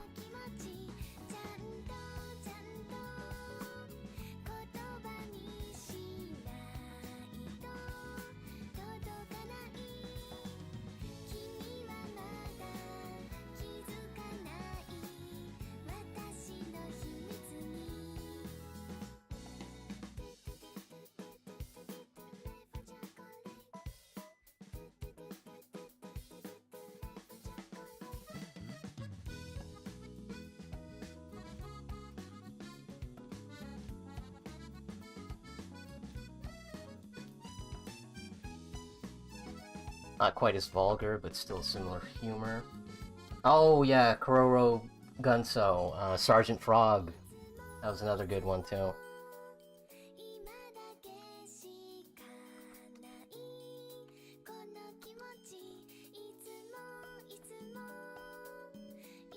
I don't know if it counts as a classic gag anime, but you know, I never got a chance to watch Doraemon.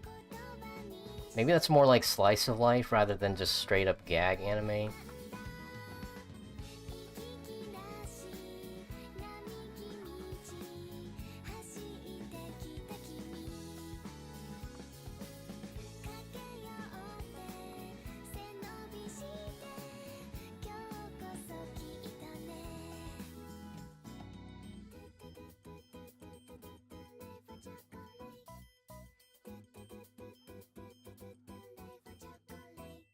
Something about that kind of humor just does it for me. Yeah, same here. A lot of it is probably because it's so earnest with its humor, and it doesn't feel like it's not cringe if the characters don't feel like it's cringe. Like they commit to a joke 100%, and they're not like winking over their shoulder, unless you know that's the joke. Like it's funny. Like Marvel tier humor is so terrible nowadays, but if you were to put it in something that is like honest about its humor, it might actually work. I think a more recent example that just kind of captures that level of insanity from back then would probably be Pop Team Epic. Just because the humor really does feel like random animations you'd find on Newgrounds that just make you laugh. Just all compiled together to be in one episode.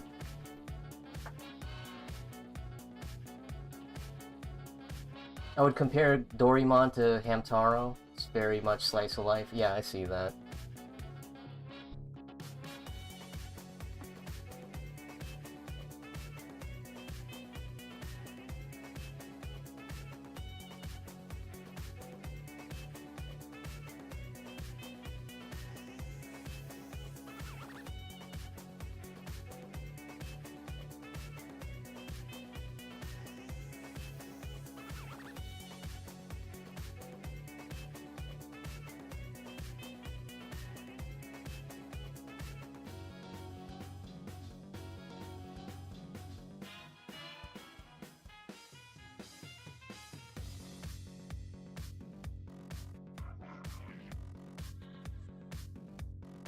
Yeah, it's Galaxy Angel.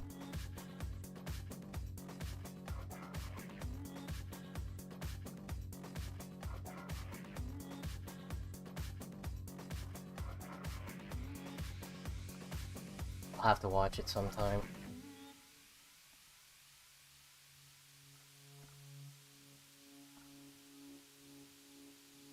The last anime classic that I finally watched was Hellsing and Hellsing Ultimate.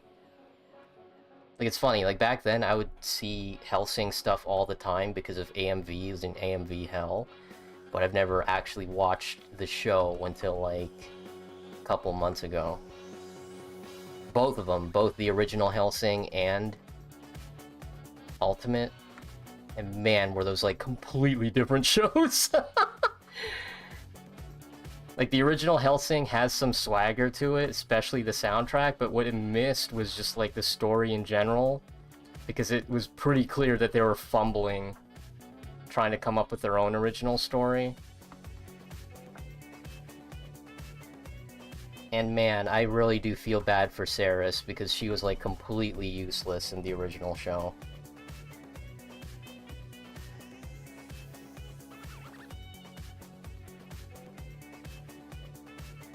Like, Alucard went through so much trouble turning you into a vampire, and you're like the worst one. Like, what happened?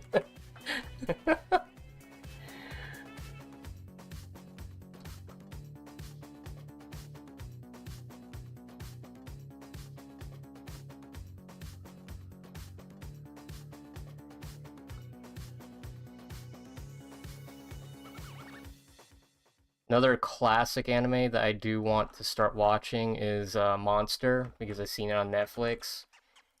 I heard good things about it. It's been on my backlog for a while. So, want to make sure that I watch it before it, like, gets cut off from streaming.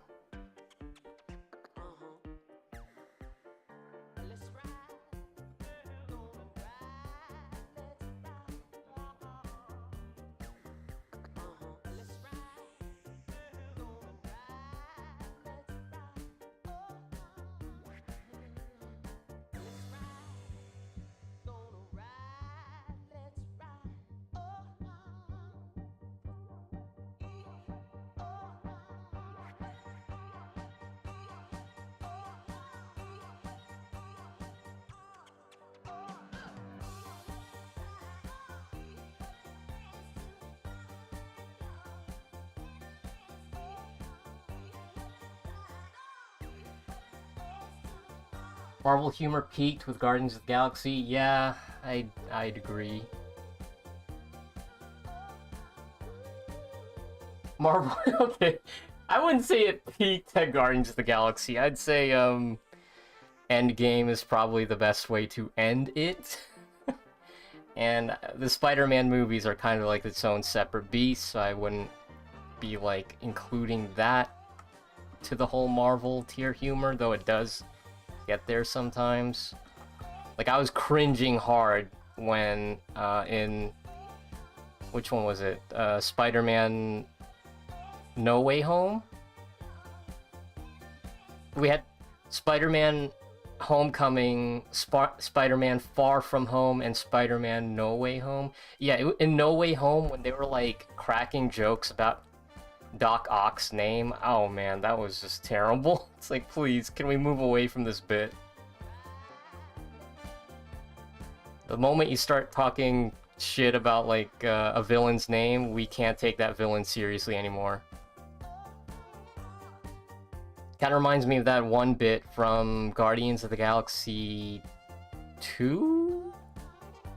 Yeah, Guardians of the Galaxy 2, when they were making fun of that one guy, Taserface, and I'm like, it's not that funny, dude. It's a dumb name, but not something that you're gonna bust out laughing. It's like when your friend is trying to force a joke to be funny, and it just gets worse every time. Like, they're really trying hard to make Taserface funny, and I'm like, can we move away? I think we're done with this bit. You know, abort, abort.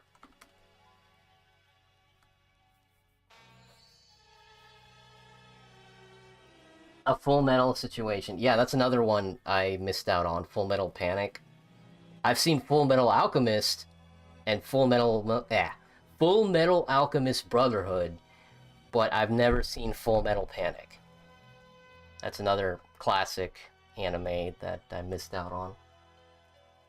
Oh, Hellsing Abridged is incredible. In fact, I actually like the ending to Hellsing Abridged better than the original. And not that the original was bad or anything, but I love the way that Hellsing Abridged was able to like make Alucard's return like feel more earned rather than him just appearing out of nowhere. It's like, nope. In Abridged, he really had to come to terms with the people that's in his like subspace or whatever. So that was really cool. Like, he's having his own therapy session with everybody there. That's pretty funny. And of course, you know, the performances in Hellsing Abridged are immaculate. Like, wow. They really did pull all the stops with their voice acting. Like, it's funny. Like, I watched Hellsing with the English dub. And now that I've seen Abridged, I cannot hear the voice actors of the original. I only hear the voice actors from the dubbed, the abridged version, rather. I only liked Homecoming out of the three. I actually liked all three.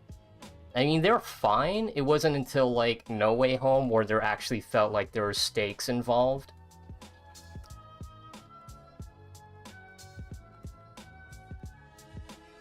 because the other movies they were good. They just kind of felt safe, you know. And when you're watching a superhero movie, you kind of want there to be like bigger stakes. It doesn't have to be like Thanos level or anything, but yeah. But they did hit their stride with Far From Home when they introduced Mysterio. It's like, okay, yeah, this guy's really dangerous. You really don't want him to be running around with the Tony Stark glasses, okay? Just, nah.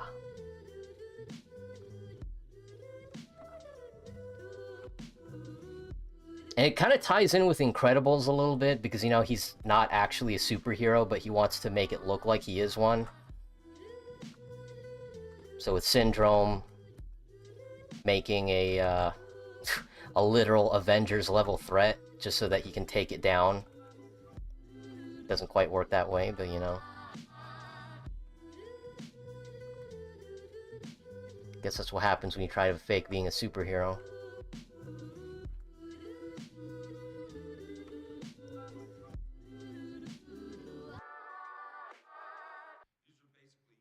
And of course, with No Way Home, he had to make a huge sacrifice just to fix the problem that he created. Full Metal Panic is one of those I've been meaning to watch for years.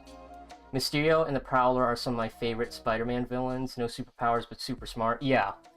I mean, the animated Spider-Man movies are like on a league of their own. They are incredible, both of them.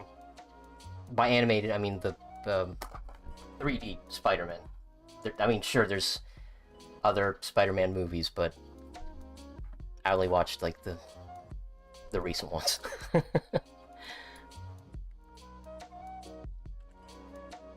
As far as superheroes go, I'm kind of a casual in that regard. I'm not as experienced with it as like video games and anime and movies even. Like, I'll watch it. I have no qualms with it. My first superhero movie was like the original X-Men. And of course Blade and Daredevil. So that's what my experience was. I mean, I never would have thought that they would make like a whole cinematic universe after the first Iron Man movie. I mean, you go back and watch the first Iron Man movie, and it's like a completely different world. It's like, man, it's still good though. Sometimes it's just what the doctor ordered. And of course, you know, the Sam Raimi Spider-Man movies as well. Shoot, I still remember crying at the end of Spider-Man 3. As bad as Spider-Man 3 was, I still enjoyed watching it. It's just that they crammed too many villains in one movie. You don't really get that much of a spotlight with all of them. The one that got the most play, obviously, was Sandman. But, yeah. Still, you know, for the time, it hit all the right notes. And even then, as bad as Spider-Man 3 was, it's still better than the bad superhero movies we have today. Like if a superhero movie is bad, it's really bad.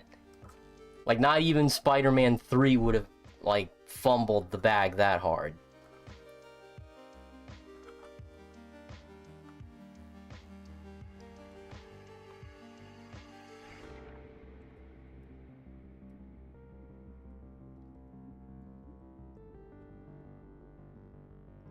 Love villains that use illusions like Loki or Scarecrow. Oh yeah, Scarecrow's fantastic.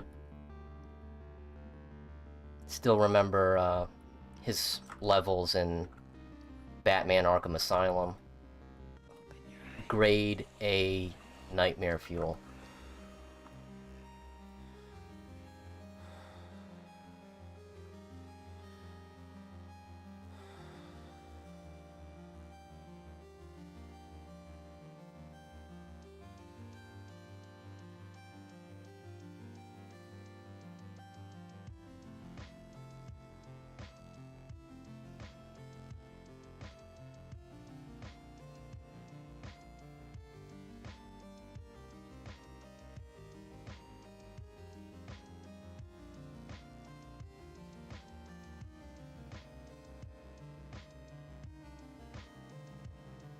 By the way, I got a dip for now, guys. Hope you have fun with this character design.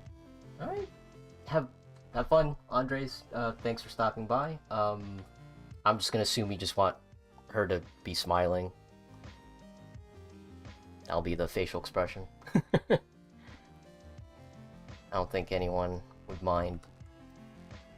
Schmoyle.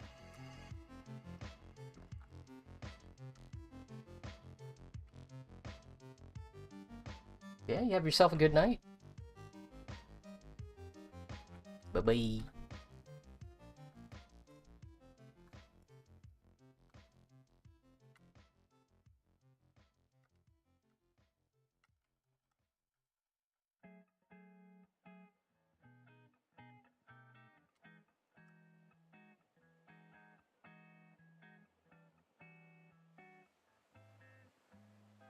Let's put a smile on that face.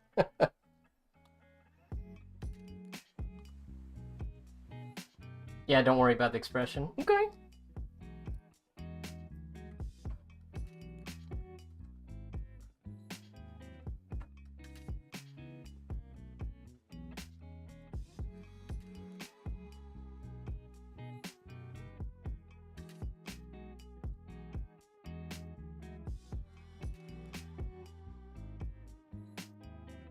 Anyway, stay safe, guys. Oh, you too. Happy New Year.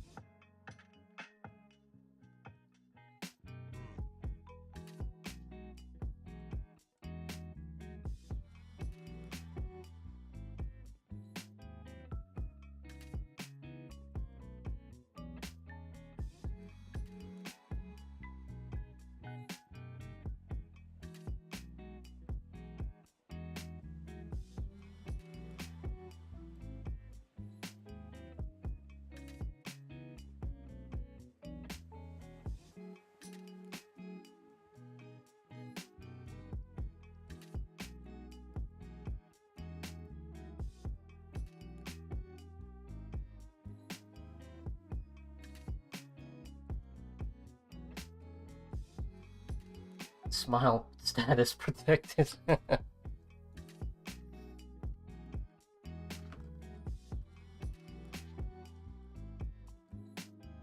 Probably could have made like a Nagatoro smile, but you know, gotta show some restraint. Or, you know, use this facial expression. It's terrible.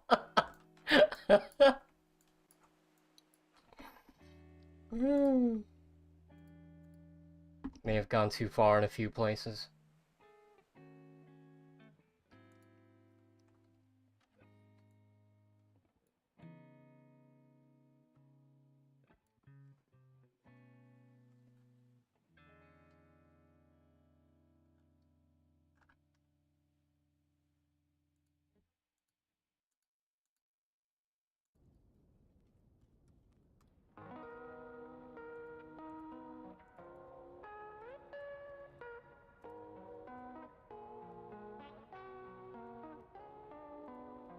The movie Nagatoro smile is hard to pull off.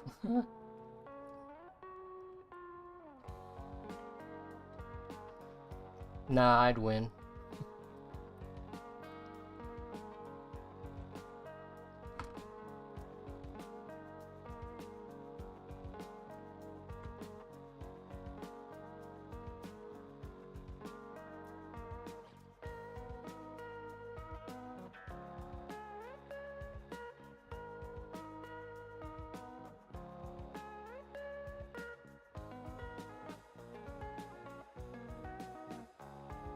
Man, that is kawaii as fuck. You know, I don't normally draw eyes that big. I guess most people don't either. It's just kind of like a classic way to draw anime eyes. But you know what? Still hits hard.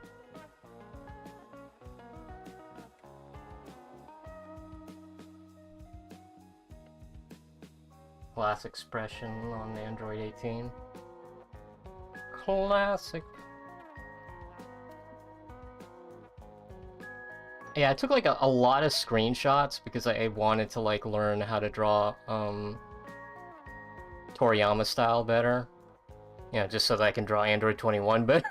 Man, it is really cool, just how amazing the graphics are for Dragon Ball FighterZ. It's insane.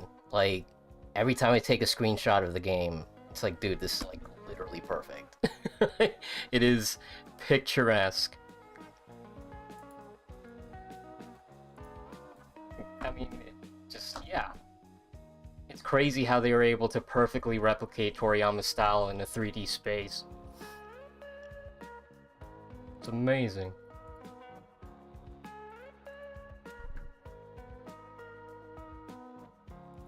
Super kawaii.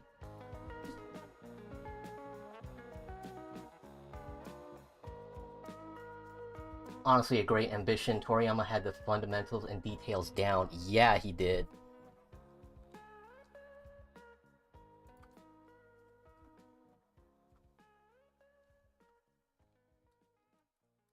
Rest in peace, legend.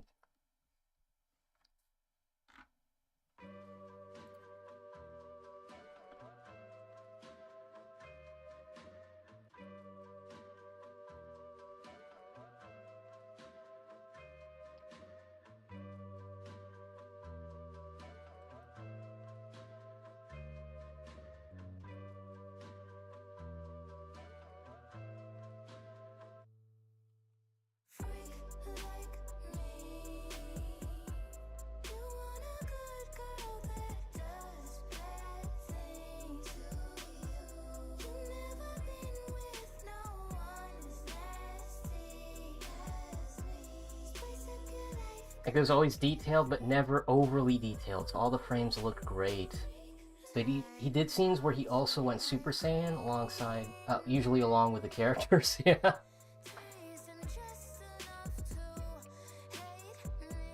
Just pulled all the stops.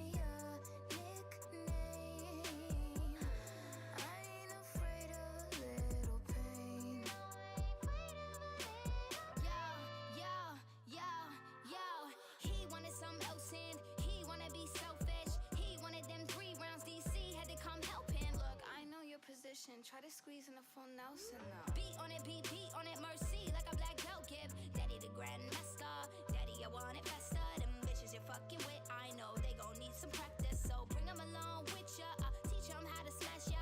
When I made a little mess on it, he told me to clean my act up. Freak like me, try to freak you down. You want a good girl that does bad things to you.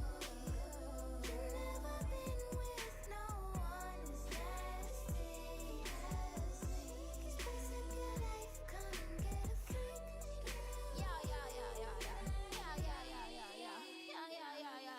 Hey, I can take a big bad bet that he thinking it's a game. Hey, better swing. You can put it on the slang. Freak like a triple XXX flick, put it on a chain. Just the way that Dragon Ball Z has crafted the brush CGs and the VGs and the characters, the occasional scrapes, cuts, dirt, the movement, the dialogue, and simply but compelling story. Yeah. To this day, it's still the gold standard as far as shonen goes.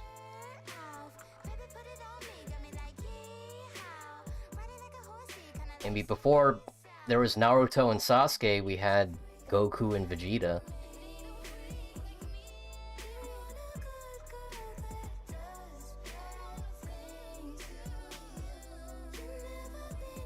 It is wild to think that it all started as an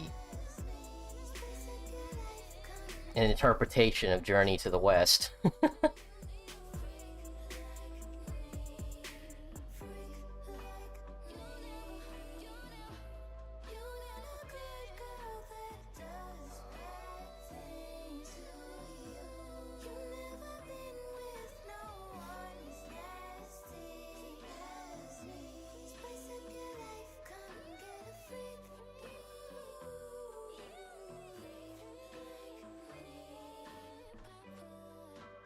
Something too many people write off for being popular. Yeah.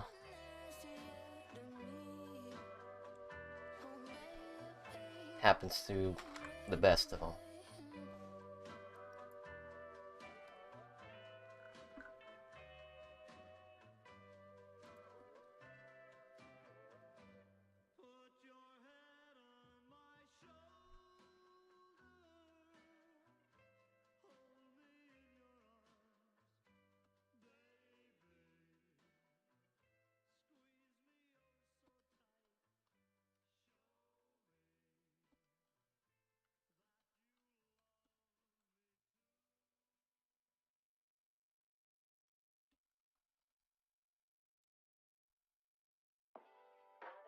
Never been an Naruto myself, more of a Bleach drinker. I watched both. But even then, like, I wasn't, like, the biggest fan of it, but I still respect the legacy, you know? I mean, I watched pretty much everything that they had going on Adult Swim. Cowboy Bebop, Blood Plus, Fooly Cooly.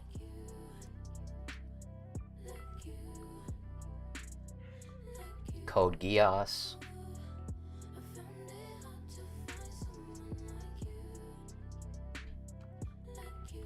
I can go on, but you get the point.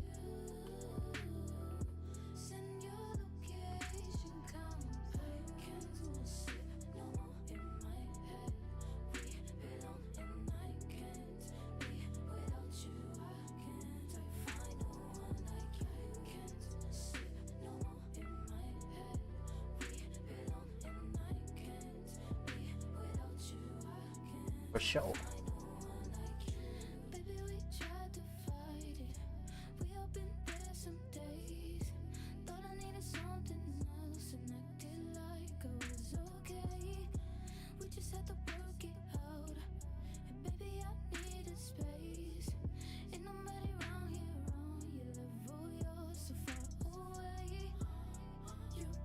Blood Plus was great. It was really similar to Bleach, though. At least season 1 of Bleach. I swear, that show is, like, impossible to find. It's not streaming anywhere last time I checked. Have fun trying to dig up a physical copy somewhere. Your best bet is just to sail the 7 seas.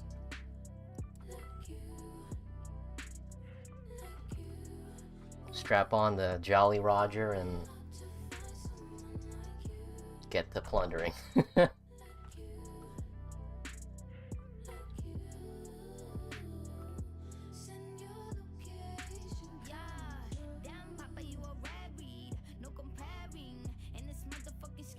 Missed Code Geass in Adult Swim, but did you ever watch Aqua Teen Hunger Force? Is that what you're trying to say? ATHF? Aqua Teen?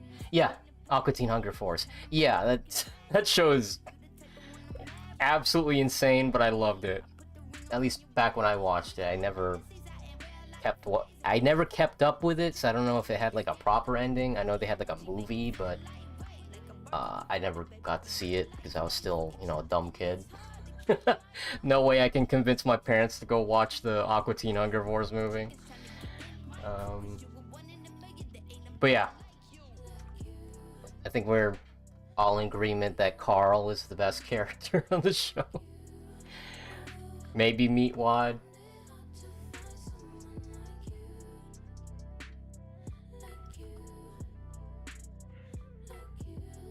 But definitely Carl.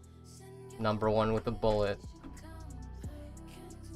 Like, yeah, tonight!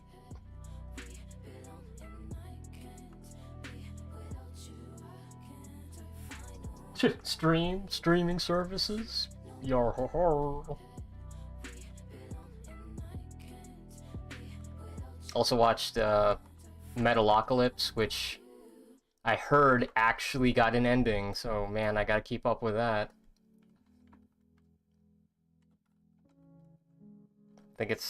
I just need to rewatch the series and then watch, what was it, like the final movie? And I'll be ready. I had a dream. I got everything I wanted. Tonight! You. Call the neighbors. I want them to see this.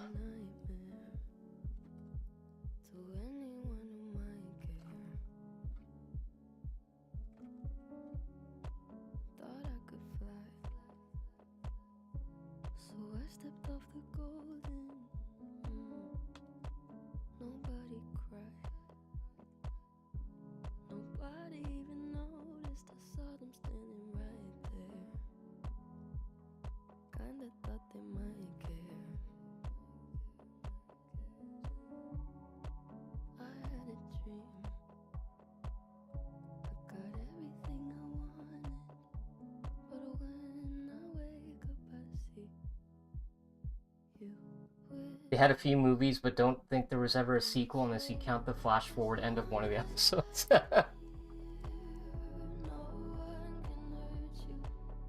Yeah, I can imagine that the Aqua Teen Hunger Force canon is pretty loosey-goosey.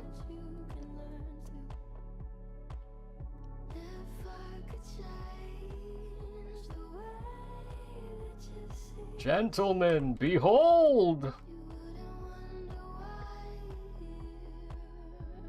You love Metalocalypse but haven't seen all the episodes of Philistine.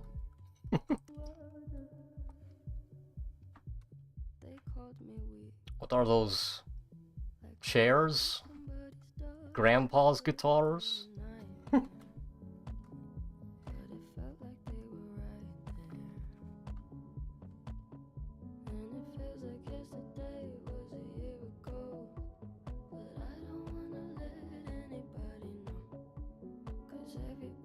Uh-oh.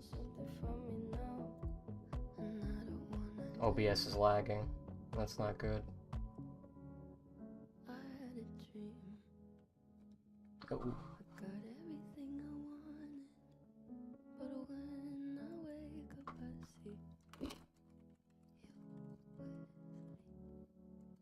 Oh.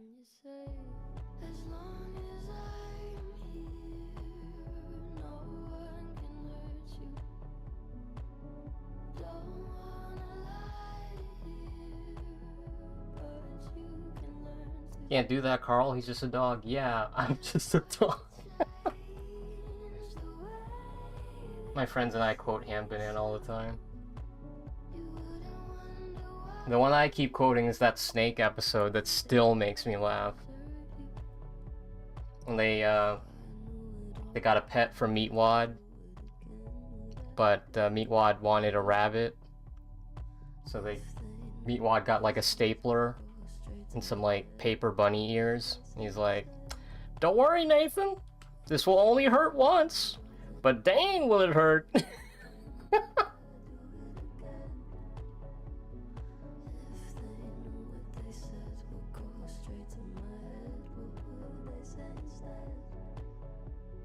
Oh yeah, even if the stream is lagging, the audio is not.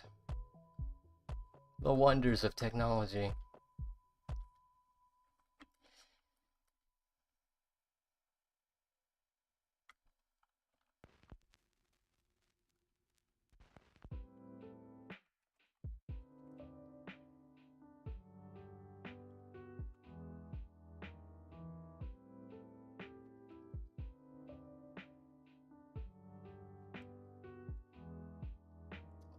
Lagging again.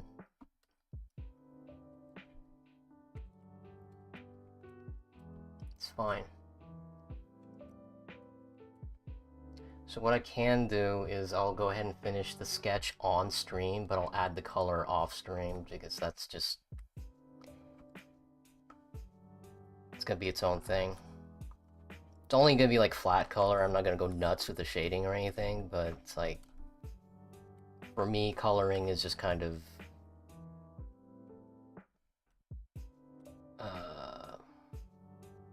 another day in the office.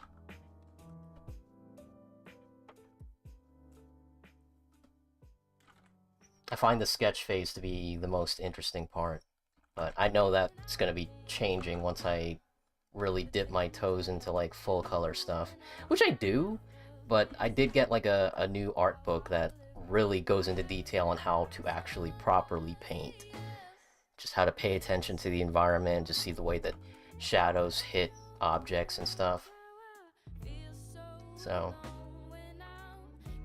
the way I color things is going to be, I wouldn't say different, because I do want to stick with the whole anime style, but I'm going to know a lot more about like lighting, which is just going to like beef up the style.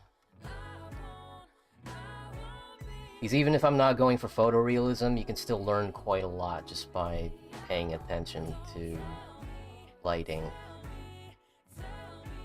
Because if there's no light, you can't see. What you're seeing is just your eyes interpreting the light in front of you.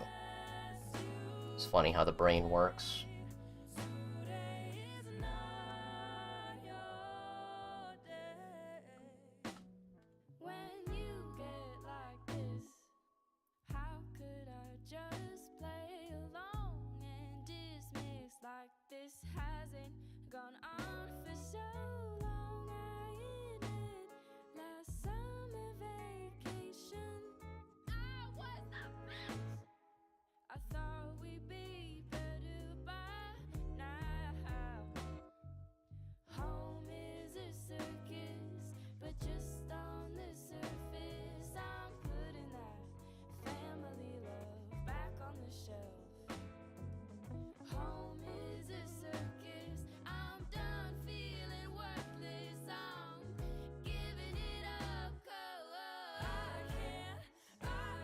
Is that the episode where they crash out of the rocket made of dicks? I don't think so. I think this is just an episode about them getting the snake for Meatwad.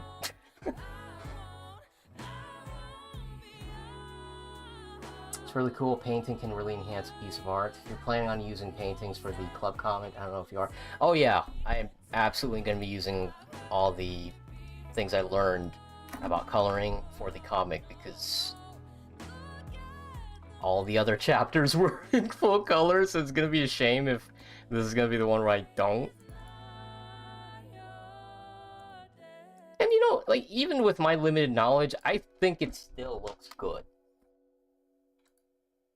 This is literally from 2 years ago, and I'm like, yeah, this still looks good. It just, you know, I could beef it up.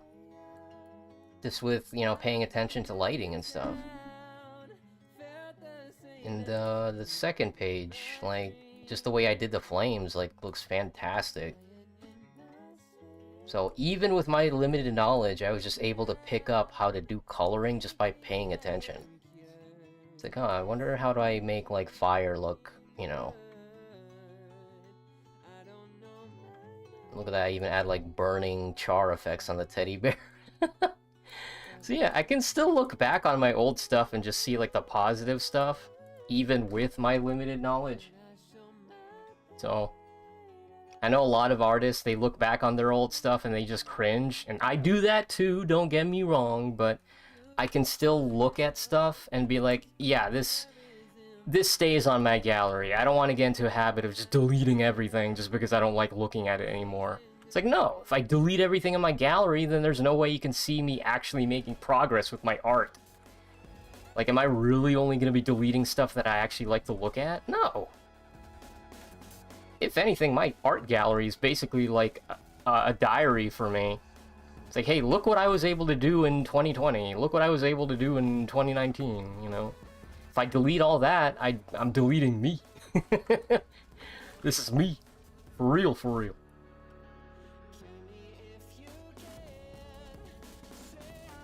So, yeah. It always hurts me on a spiritual level when my favorite artist starts deleting their stuff.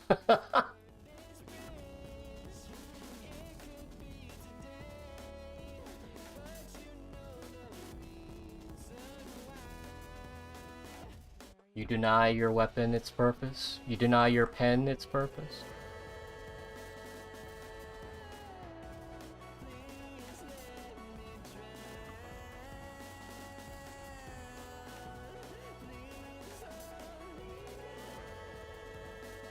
I have to look at that after the stream.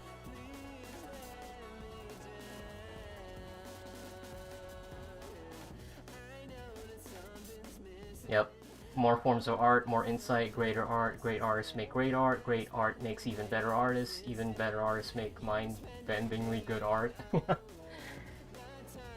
remember one tip I was given that I still need to put into practice is try sculpting. Like clay and stone, just try sculpting because it really makes you appreciate just form. Especially the human form, oh my gosh. So many nooks and crannies and crevices. And just being able to find a method to the madness just makes drawing feel like a cakewalk in comparison. So at least you're not carving this into stone. But if you were, I'm pretty sure there's plenty of people who would pay good money to see their waifu on marble. Marble hornets.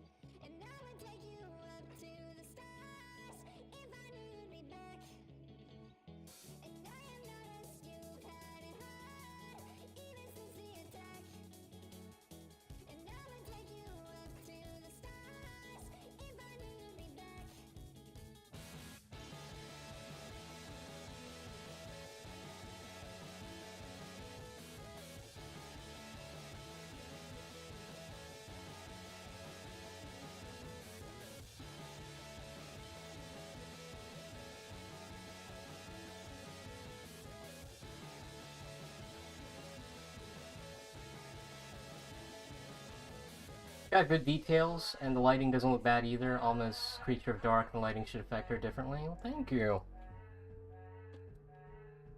I was really happy the way that I was able to, give her her own design, because unlike the other characters, I really had to just, like, come up with my own design, because hers is just so drastically different from everybody else. Like, compared to the other three, she's the only one from a game that is going for photorealism. So when I had to, like, come up with her style, I'm like, alright, how do I draw her, but with, you know, anime details? But still maintain the intimidation factor, because you don't want to make her, like, kawaii ugu totes adorbs. It's like, nah, she still needs to look actually intimidating to approach. So, giving her, like, a dark outline and just, like, a messy kind of, like, sketchwork quality to the lines, yeah, it really just sells the whole ghostly appearance. That's what I was going for.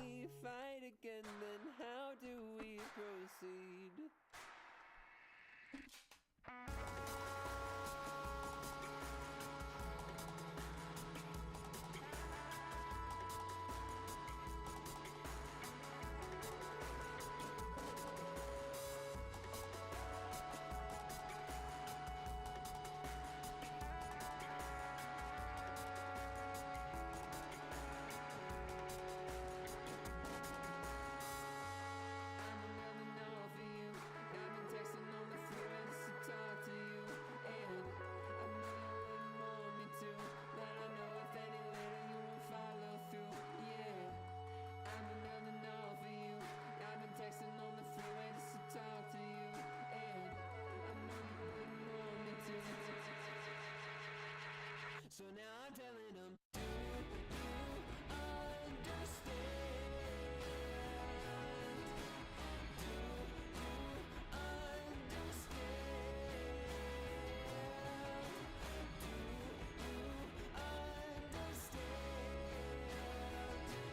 cause right now doesn't seem like you care.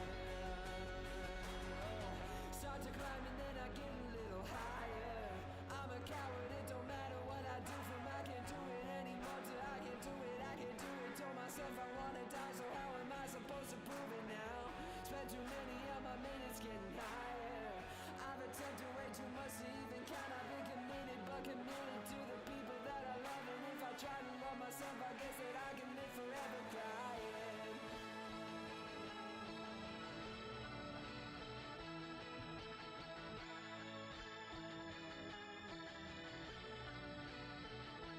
So don't cry for me, for I found peace in the madness, peace in the madness. Don't cry for me, Yo, how's it going, Deluxe? for I found peace in the madness. People will pay good money to see their waifu being chased by Slenderman. What the heck?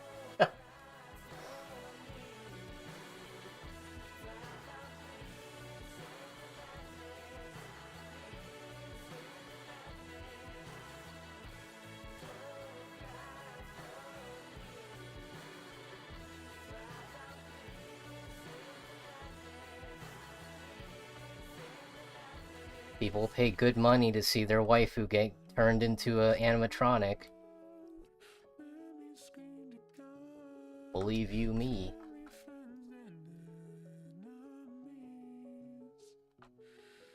So what happens next? Is this what you want? All I am is What's good? to me. It's all good in the neighborhood. Doing a trivia night sketch for Andreas. He was here earlier and won the trivia night sketch. So I've just been working on that. I'm gonna finish the sketch and I'll do the color off stream.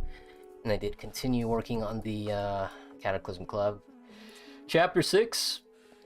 This panel is gonna be a doozy because it's gonna be a high five. I am happy with the way that the expressions are turning out. Page 2 is probably going to be one of my favorite ones to work on, just because... I mean, even without the dialogue, you can already, like, just laugh from just the expressions alone. Or maybe that's just me, because I do know the punchline.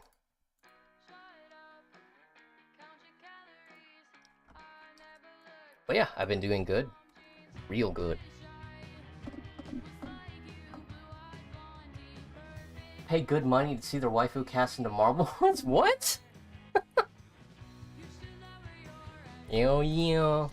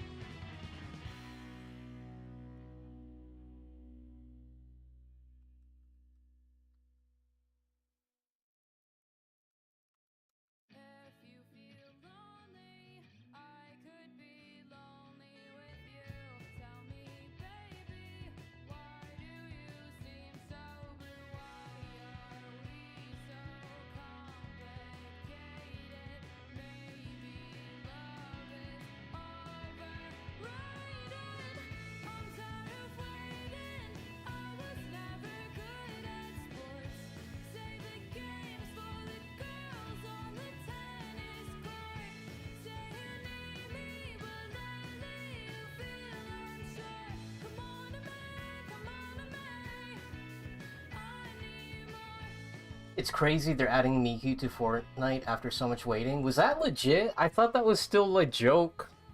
That's... I mean, yeah, I guess they have to, just because Miku has been a cultural phenomenon since 2007. But still, that's just like... The Chug Jug song is finally canon, I guess.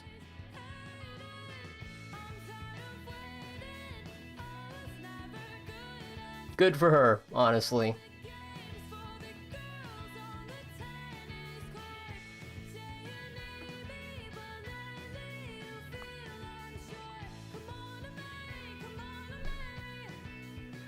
I mean, not just good. I'm proud. I'm happy that Hatsune Miku is still here to stay. She'll never fade into a memory. If you're part of the internet, you're gonna hear about Hatsune Miku no matter what you do. Against your will. You're gonna know about her.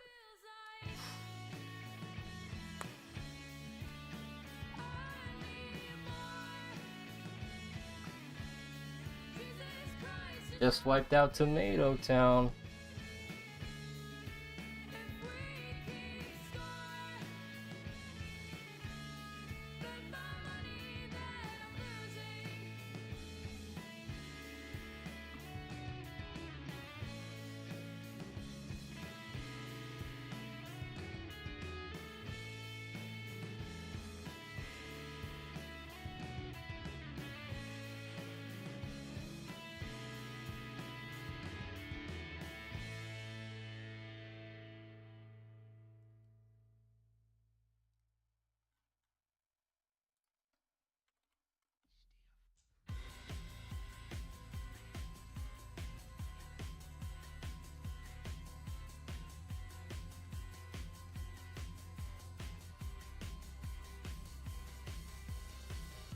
Protect Miku at all costs. Please.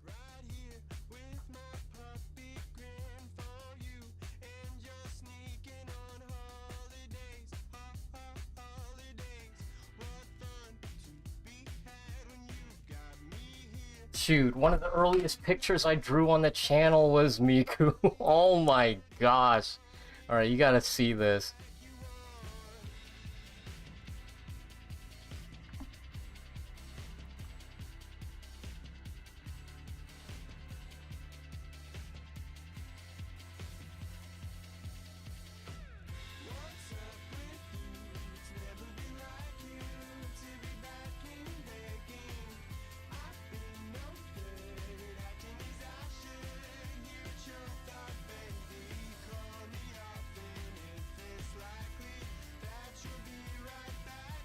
I'm looking for it. Uno momento.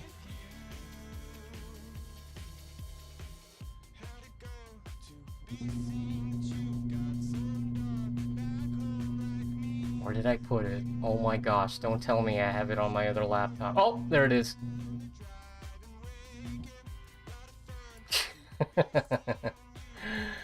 Oh man. Classic.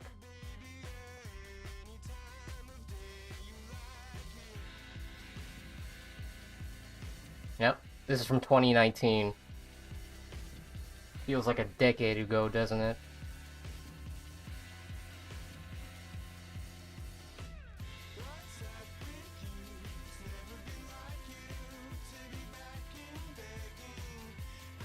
That's Kino. Miku talks to Venom Snake in the back of the Jeep. I was just a child when my Tomato Town was destroyed.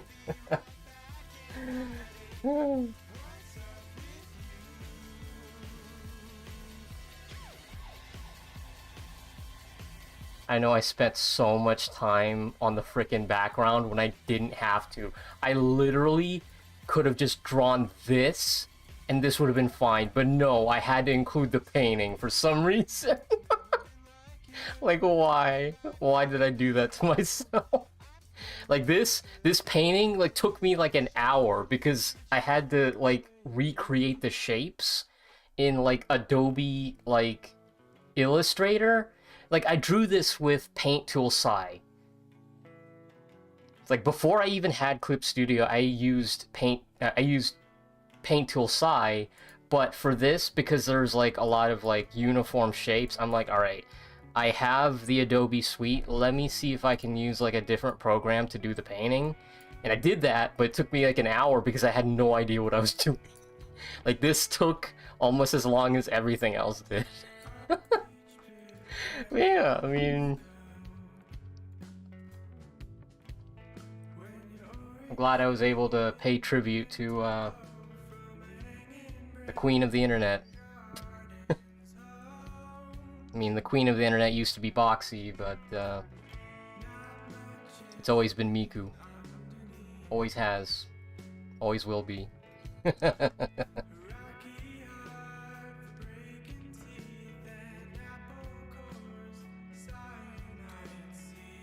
Does feel like a long, long time ago, right? Pre-pandemic. Gosh damn. Miku after one trip to Hot Topic. I actually do own an Invader Zim shirt from Hot Topic.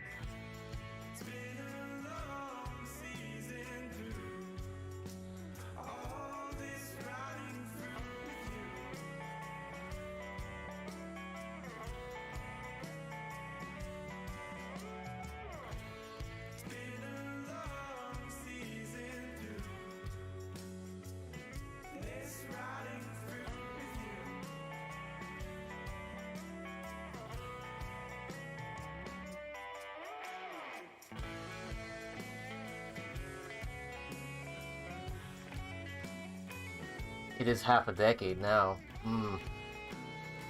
Ah, Adobe, you have my sympathies, right?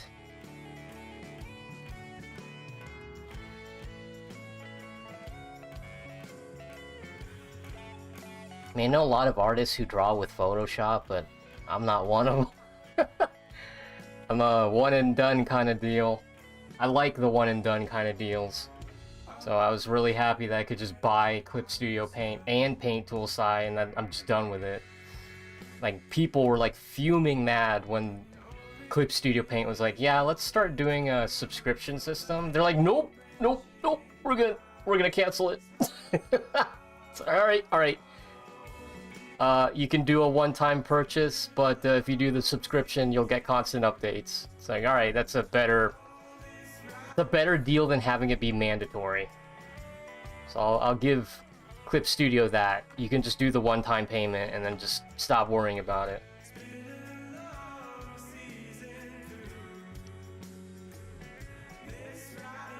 Because the moment they make it mandatory, I'm bouncing back to Paint Tool Sai. I don't care. I will take the hit. I am so tired of doing subscriptions, dude. Just let me buy the thing and move on with my life.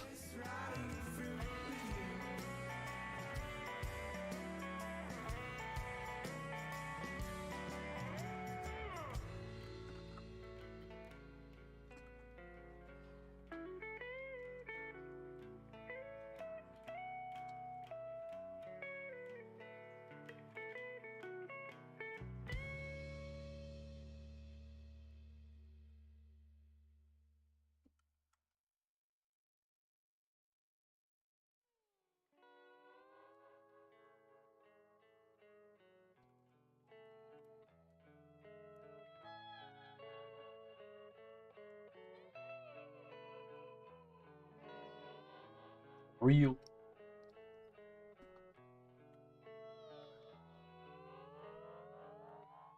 the One Piece is real.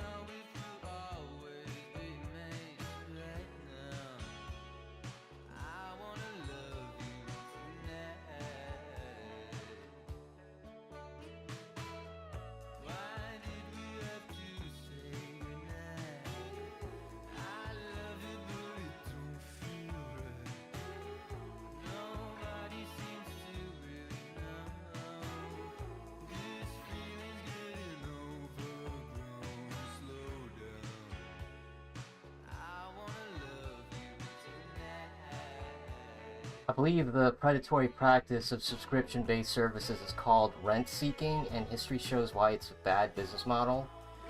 Not bad as in it doesn't make a profit, just bad as unethical. Can we get much higher? Well, apparently profits can. I guess we can get much higher.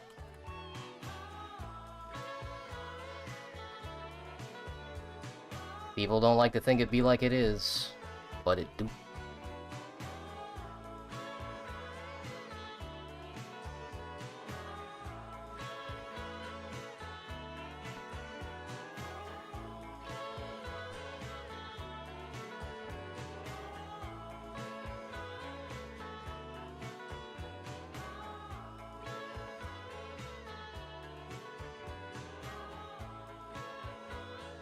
Damn, that is kawaii as fuck.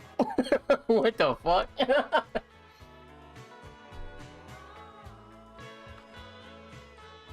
is wild.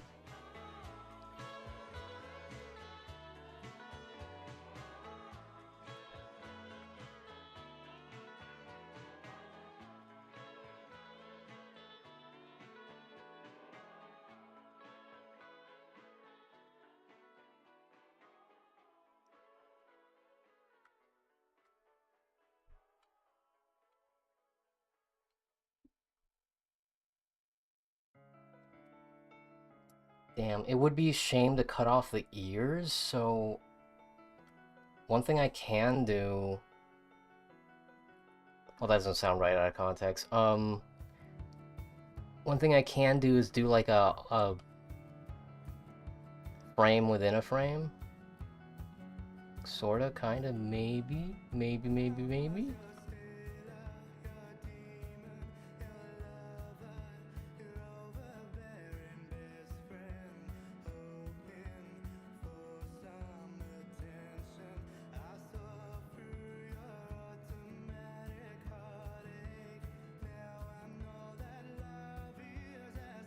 Something like this.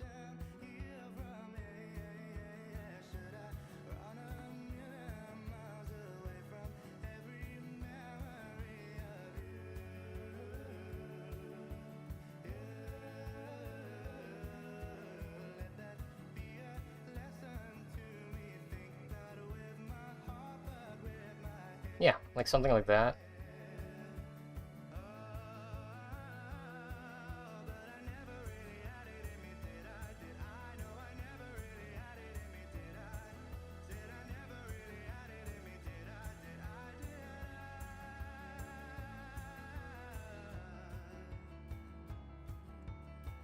Yeah, and that looks baller.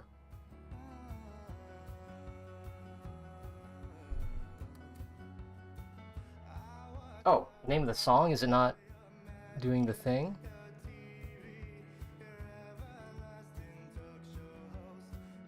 No, the name of the song is on the bottom of the screen, the HUD. You see it? It's like a news ticker, except without the except without the negativity.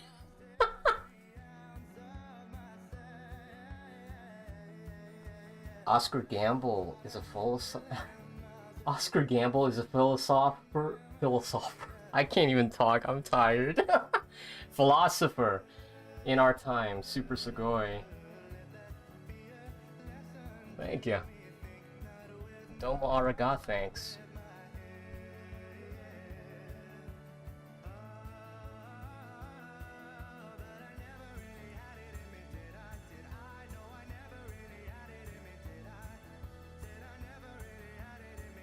And just because this is gonna drive me nuts, like up the wall, I have to check.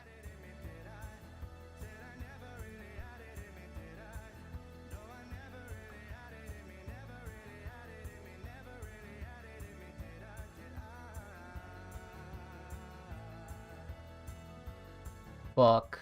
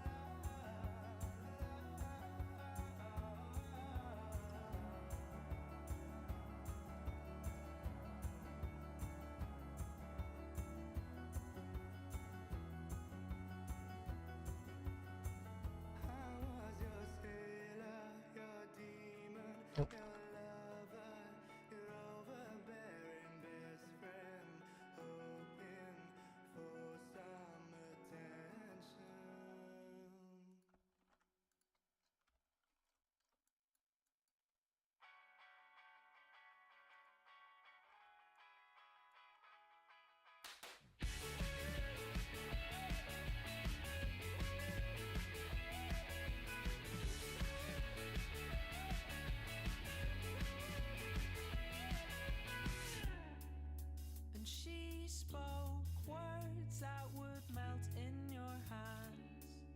And she spoke words of wisdom to the basement people, to the basement. Alright. Perfectly symmetrical, like all things should be. Except not really, because you can just...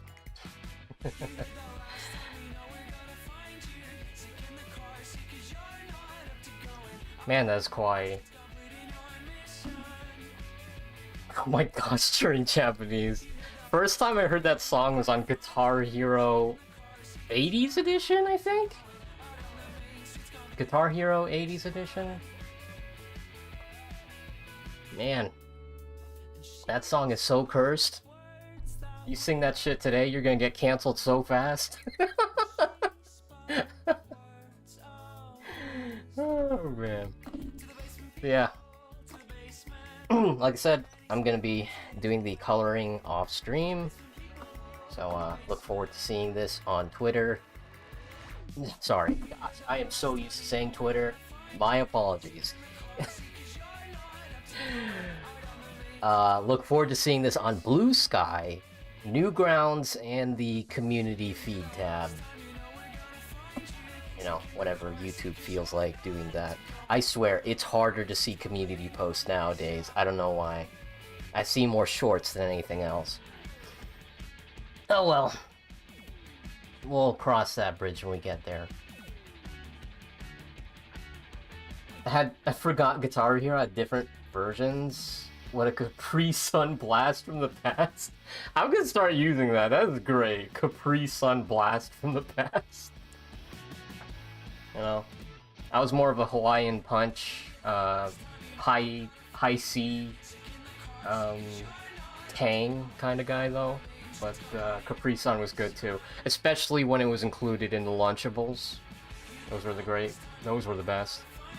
I hated the Lunchables that didn't have a drink. It's like, what am I supposed to do with this? We just eat the crackers and the ham and the cheese dry? Are you crazy? Like, you're gonna give me everything? You're gonna give me chips too, but no drink? God. And I didn't find out until later in life that the pizza Lunchables, you can actually use the microwave for that. You don't have to eat the pizza cold. Like, it just blew my mind. Like, really? I mean, not that, you know, the school would allow you to use, like, the microwave, like, if you're in elementary school.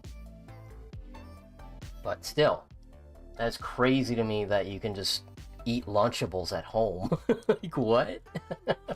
That's crazy. High C and Tang is still good, just can't find High C for sale in stores anymore. Right! I don't even know if they're still bundled with Lunchables. Or when the Lunchables didn't have the sauce in there? Okay, that's definitely a mistake.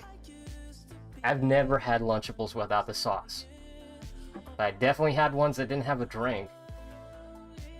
Yeah, the cold pizza was good.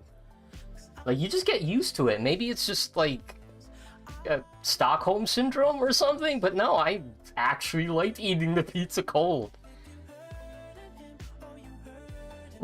Where's my drink? You expect me to eat this without my drink?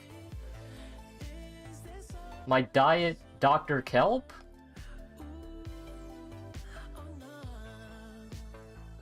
Yeah. Simpler times. Simpler times that you can look back fondly.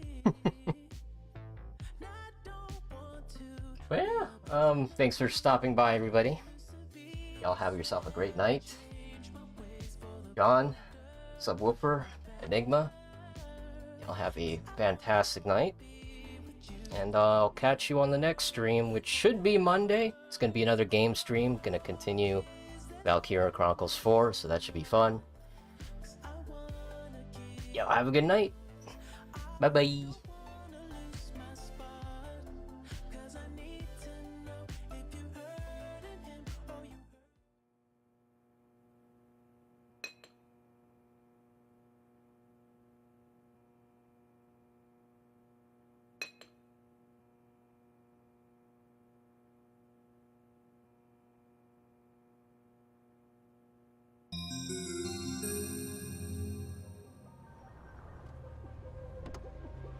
You ready to do something profoundly stupid?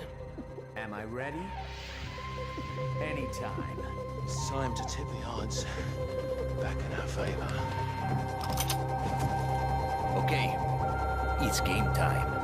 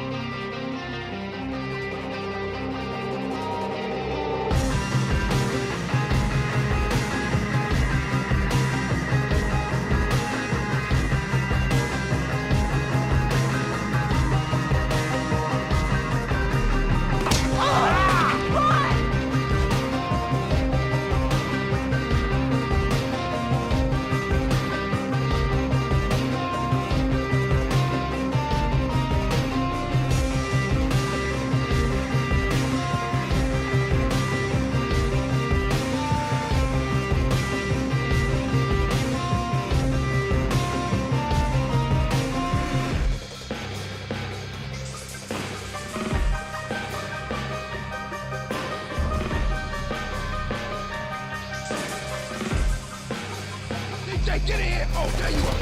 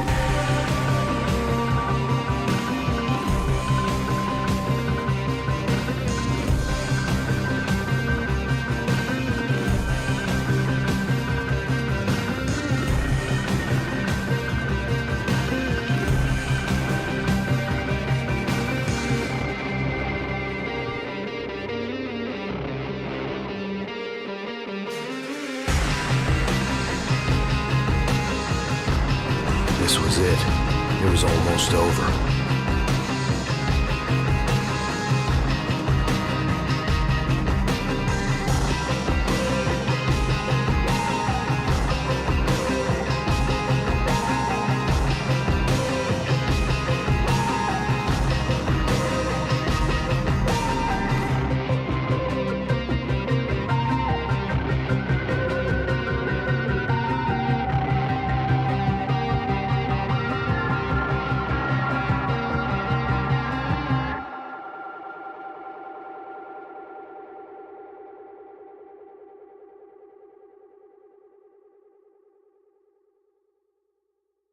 Did you see that, Zach?